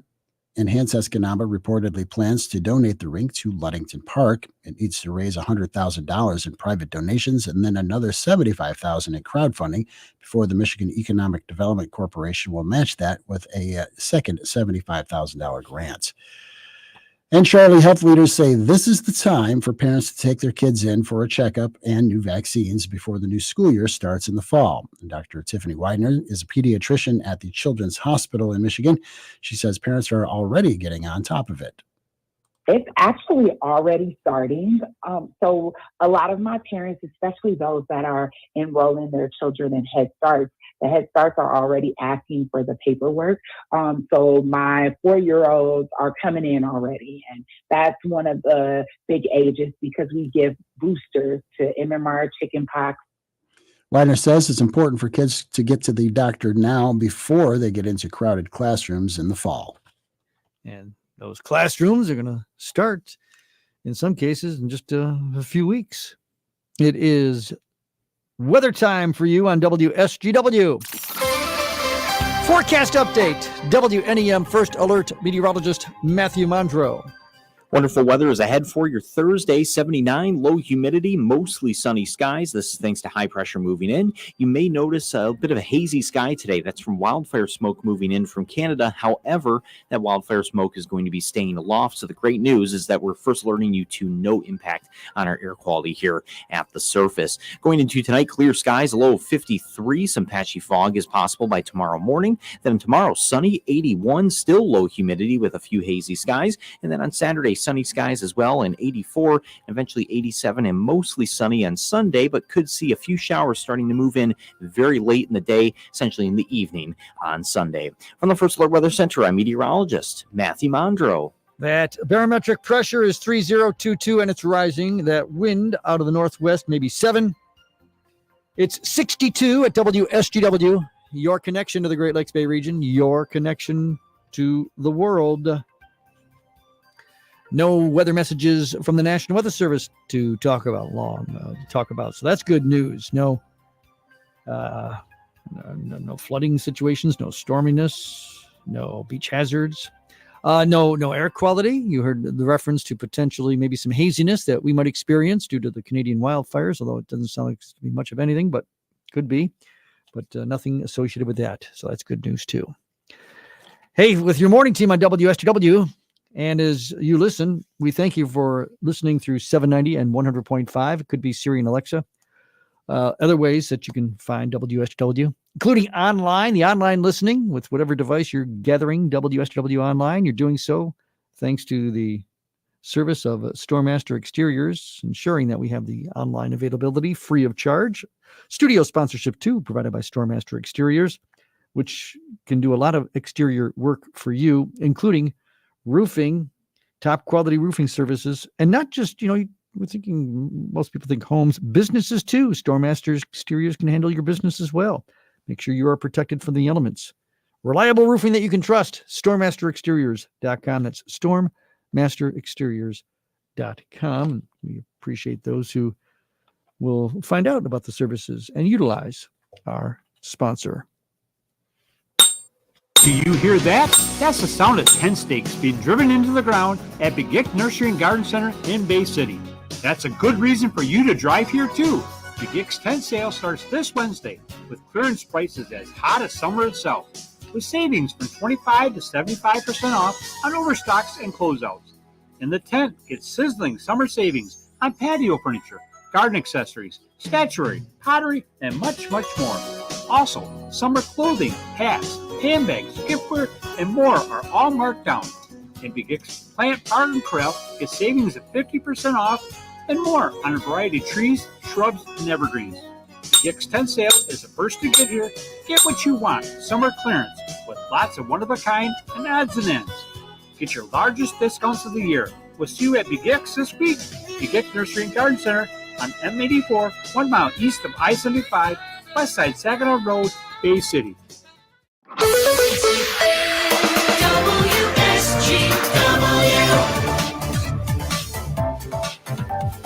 Thursday on WSGW, and thank you for being with your morning team. Your morning team is sponsored by Paint Bowl. It's Bay Road north of Shattuck and Saginaw. The Icon Rock Clear coating we've been talking about passed the Paint Bowl location this morning, and it flashed on its sign about Icon Rock Clear coating and a 15-year warranty it comes with. Yeah. Find out about this brand new vehicle coating system that's the best in the world when you visit Paint Bull to find out on Bay Road north of Shattuck and Saginaw, or when you visit online, paintbullrepair.com. Again, that's paintbullrepair.com. In a moment, we have the evidence, finally, of what we know already is the power of your morning team, having to do with a particular tent naming situation in Harrisburg, Pennsylvania we've been talking about, but I'll get to that in a moment. First of all, of all the things that were going on yesterday, and a lot of attention, of course, being paid President Biden last night speaking. Perhaps you heard the coverage. We had a broadcast on 100.5 FM. Of course, the Tigers are on the AM, so we did provide coverage for you on 100.5 FM. Before that was from Israel, Benjamin Netanyahu addressing the Congress. Yep. There's news coming out about that. And I heard this reference to Watergate yesterday. Watergate? Well, that was what I did. I'm like, Watergate? What? Why is Watergate? That? Well, okay, well, I mean, this is 2024, and it's now 50 years. It was August of 1974. We're getting close to the resignation date of President Nixon, with everything else going on in politics today. And there's nothing going on. Yeah. I thought, well, it must be what's going on. Slow news day, I guess. And then I found out that wasn't exactly what was going on. There was a reference. Well, apparently at the Watergate Hotel, the building had to be sanitized there were protests going on, protesting the Israeli Prime Minister Netanyahu in his speech. He was staying at the Watergate Hotel. Apparently, videos released on social media showed protesters released piles of maggots, mealworms, and crickets in the hotel and on a table that apparently they said that was used by Netanyahu, a table that also included Israeli and American flags. That's why Watergate was in the news yesterday, because of a maggot infestation. Some would say the politicians that have been there would be. You knew where I was going with this, didn't you? It's not the first time they've had to sanitize. I had to laugh, though. It's not funny. There's seriousness to this protesting. I get it. But a spokesperson told the media that it's an unfortunate incident that occurred. That's not an incident. An incident is if maggots and mealworms and crickets unfortunately got in because of some kind of breach in the foundation. That's an incident. Yeah. Protesters were releasing them intentionally. That's not an incident. That's That was a spokesman for the protesters. No, for the Watergate. For Watergate. Yeah, because they were asked, "Well, what's going on here?" Well, we had to deal with an unfortunate incident. I suppose that the other protest where American flags were being lit on fire was an unfortunate incident too. Anyway, we'll just leave that. He digresses. We'll let you talk about that on your show, Arbos. No, you won't. It's 8:45. Okay. So we haven't engaged, or I'll take the blame for it, as I like to do, find something that I will report and bring to you, some news and stories and information. And then I like to provide the updates. And if I must beat the horse completely dead and buried in order to continue to bring you updates, I will. Finally, I have the evidence that I knew was already proof anyway. We didn't need the evidence, but now we have it. Do you remember the story we have been talking about the tent in Harrisburg, Pennsylvania, as part of a market? Yes. Tent McTenty. Yeah, the tent. Watergate to Tenty McTent Face, two conspiracies on an equal level. You like that, don't you? This tent that burned down last year at this Broad Street market, this outdoor market, they put up a new tent and they wanted to name it. And so they had a contest and they had people submit names and they got down to 5 finalists.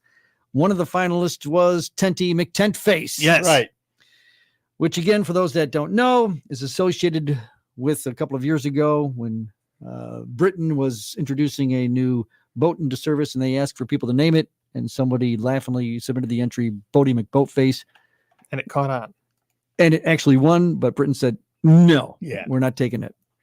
Well, in this case, your morning team encouraged people, because we know we have a vast listenership in Harrisburg, Pennsylvania, to vote for Tenty McTentface, because we thought we could actually do this online, but you actually had to physically go. They were using it as a donation. You had to make a donation in order to vote. Oh, that's right. Yeah. Which I get, clever. Okay, fine. But we encourage listeners. It was July 12th that we got an update how the voting was going to close on July 13th. And Tenty McTentface was in the lead. Your morning team's power was being proven. Yes. And July 13th, they were supposed to announce a winner. We came back on Monday, July 15th. There was no announcement. And there was nothing on the 16th or the 17th. And so I had to chastise the people who were posting these updates on Facebook. I mean, how do you make this Facebook post and then not update it for a whole week? People, you knew what they wanted to know who the winner was. The world was waiting with bated breath. I knew it was a conspiracy because Tenty McTentface won and they didn't want that, so they were extending it to get some more votes in. I was the first to blow the whistle on that one. And I dismissed it. I said, no way. But then, I must say, since it took several days, I was thinking that perhaps Jonathan was onto something. Yeah. Maybe I was missing the boat. Or missing the Boaty McBoatface here.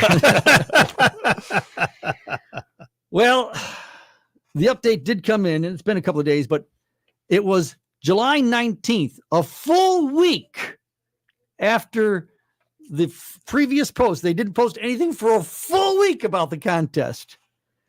And the winner and the champion, thank you very much, Tenty McTent face. And here's the evidence of the tent. They already have the sign up here on the side of the tent. Dun, dun, dun. There it is. Tenty McTent. Now open. And it even has a little funny little graphic that they use there. Awesome. As I said, not that we needed proof of the power of your morning team. We know that we have that kind of pull, but We should name our studio Charlie McCharlie. Well, somebody wants to put up the sponsorship money. So there you go. Which, of course, also ties into the morning team plant, which I don't have time now. I'll just say that we are still trying to figure out how we're eventually going to have a naming contest for the plant, the Christmas cactus that we were trying to keep alive until Christmas. Yep. Planty McPlant face. I mean, there seems to be a pattern now. It seems like it could be. We're going to put it up to a vote at some point. The plant still exists. It's still alive. We're still doing okay. It is growing. I do have to make myself a note, though. We're going to have to stake it. I mean, it's starting to get so tall. It is kind of falling over. I saw some gardening tips on that Facebook post as well of what we could do to make sure that it survives until Christmas. So we'll be sure to follow up on that. We will. And we'll continue to report back to you. Glad that the Tenty McTent face story has come to a resolution, though. And they named it the rightful thing. They counted the votes correctly. And does that mean your conspiracy theory is dismissed now? I just think that the power of the morning team overcame whatever conspiracy there was to negate Tenty McTent face. I do have to say, though, that my tinfoil hat is firmly secured to my head. They did, I guess. Well, let's just put it the way. The official name is not just Tenty McTent face. It's Tenty McTent face at Broad Street Market. Okay. They had to, for those, they were trying to placate those who thought Tenty McTent face was just, too out there, no. I'll take it. Yeah. People, I promise you, people aren't going to remember it. Nope. There's no question about it. Hey, where are you going this weekend? I'm going to go visit Tenty McTent face. Oh, I know where you're going. Exactly. Everyone will know it now. Thank you to our Harrisburg, Pennsylvania listeners, by the way, for making that a reality. Let's go up to the hour, up to the minute with your news, your business, your weather, your sports on WSGW. It's 8:50.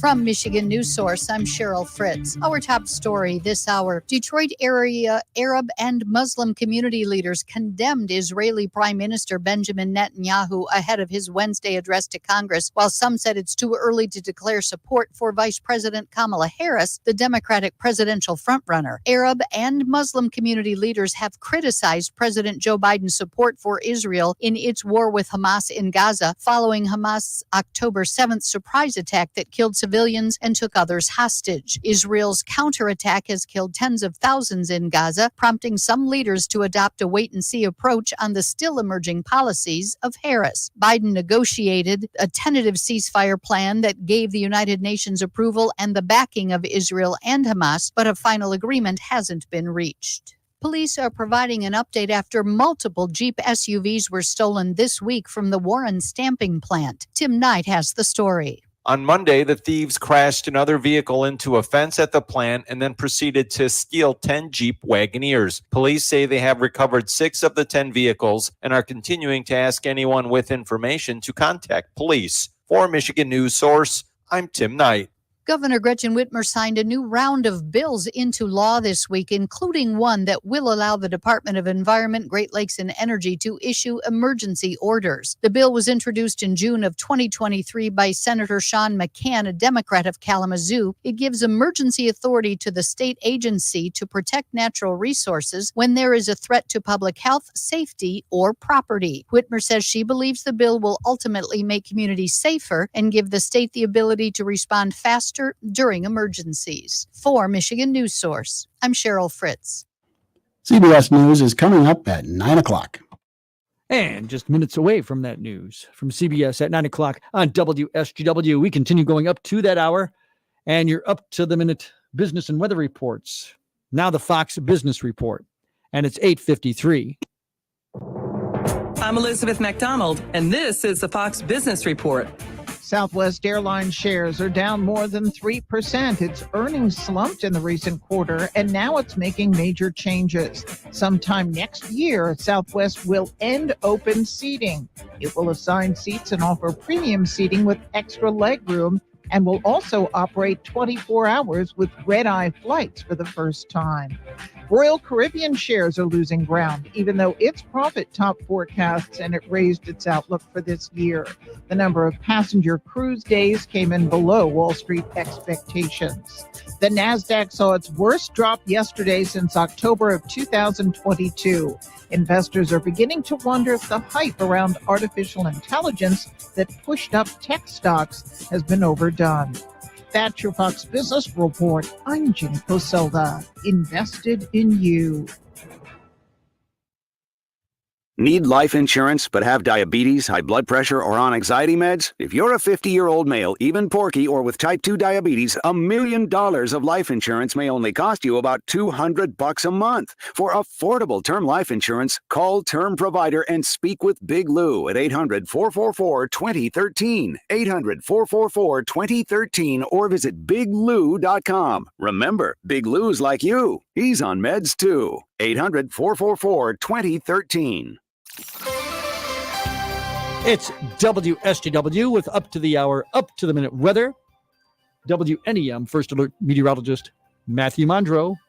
Wonderful weather is ahead for your Thursday. 79, low humidity, mostly sunny skies. This is thanks to high pressure moving in. You may notice a bit of a hazy sky today. That's from wildfire smoke moving in from Canada. However, that wildfire smoke is going to be staying aloft. So the great news is that we're first alerting you to no impact on our air quality here at the surface. Going into tonight, clear skies, a low of 53. Some patchy fog is possible by tomorrow morning. Then tomorrow, sunny, 81, still low humidity with a few hazy skies. And then on Saturday, sunny skies as well, and 84, and eventually 87, and mostly sunny on Sunday, but could see a few showers starting to move in very late in the day, essentially in the evening on Sunday. From the First Alert Weather Center, I'm meteorologist Matthew Mondro.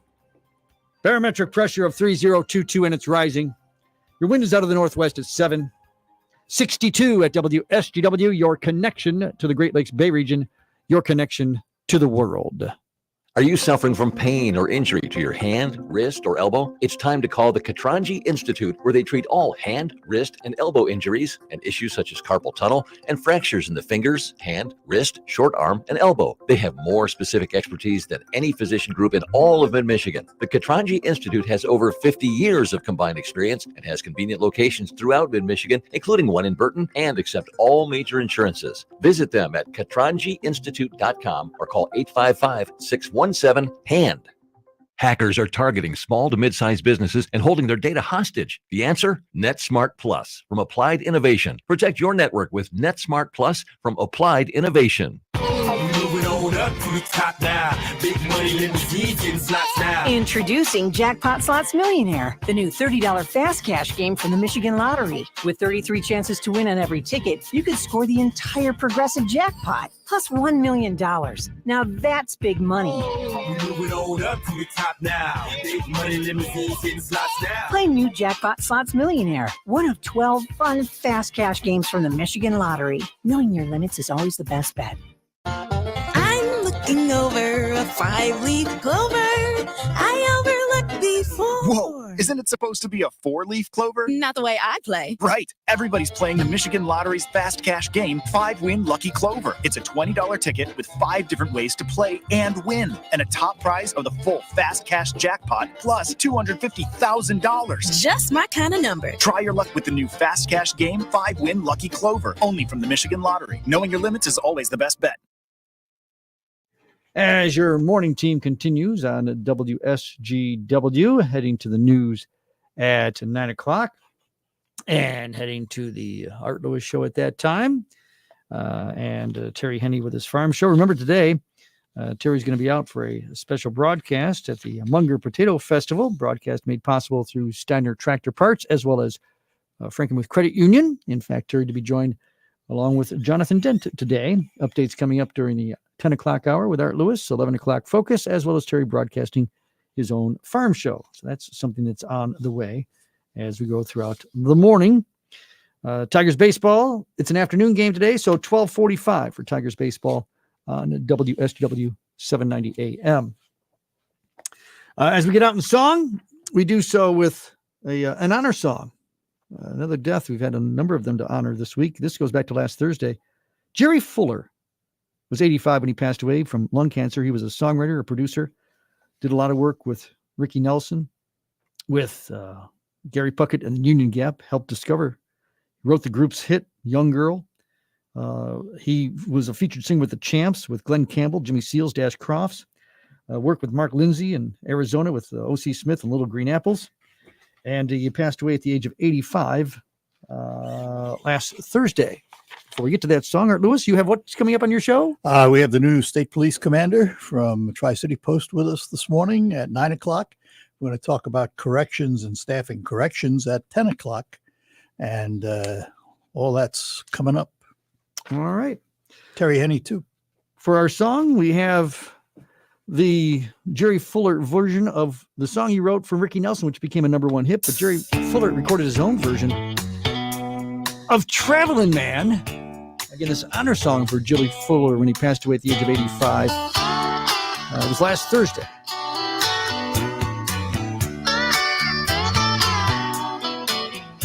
I'm a traveling man and I've made a lot of stops all over the world. And in every port I own the heart of at least one lovely girl.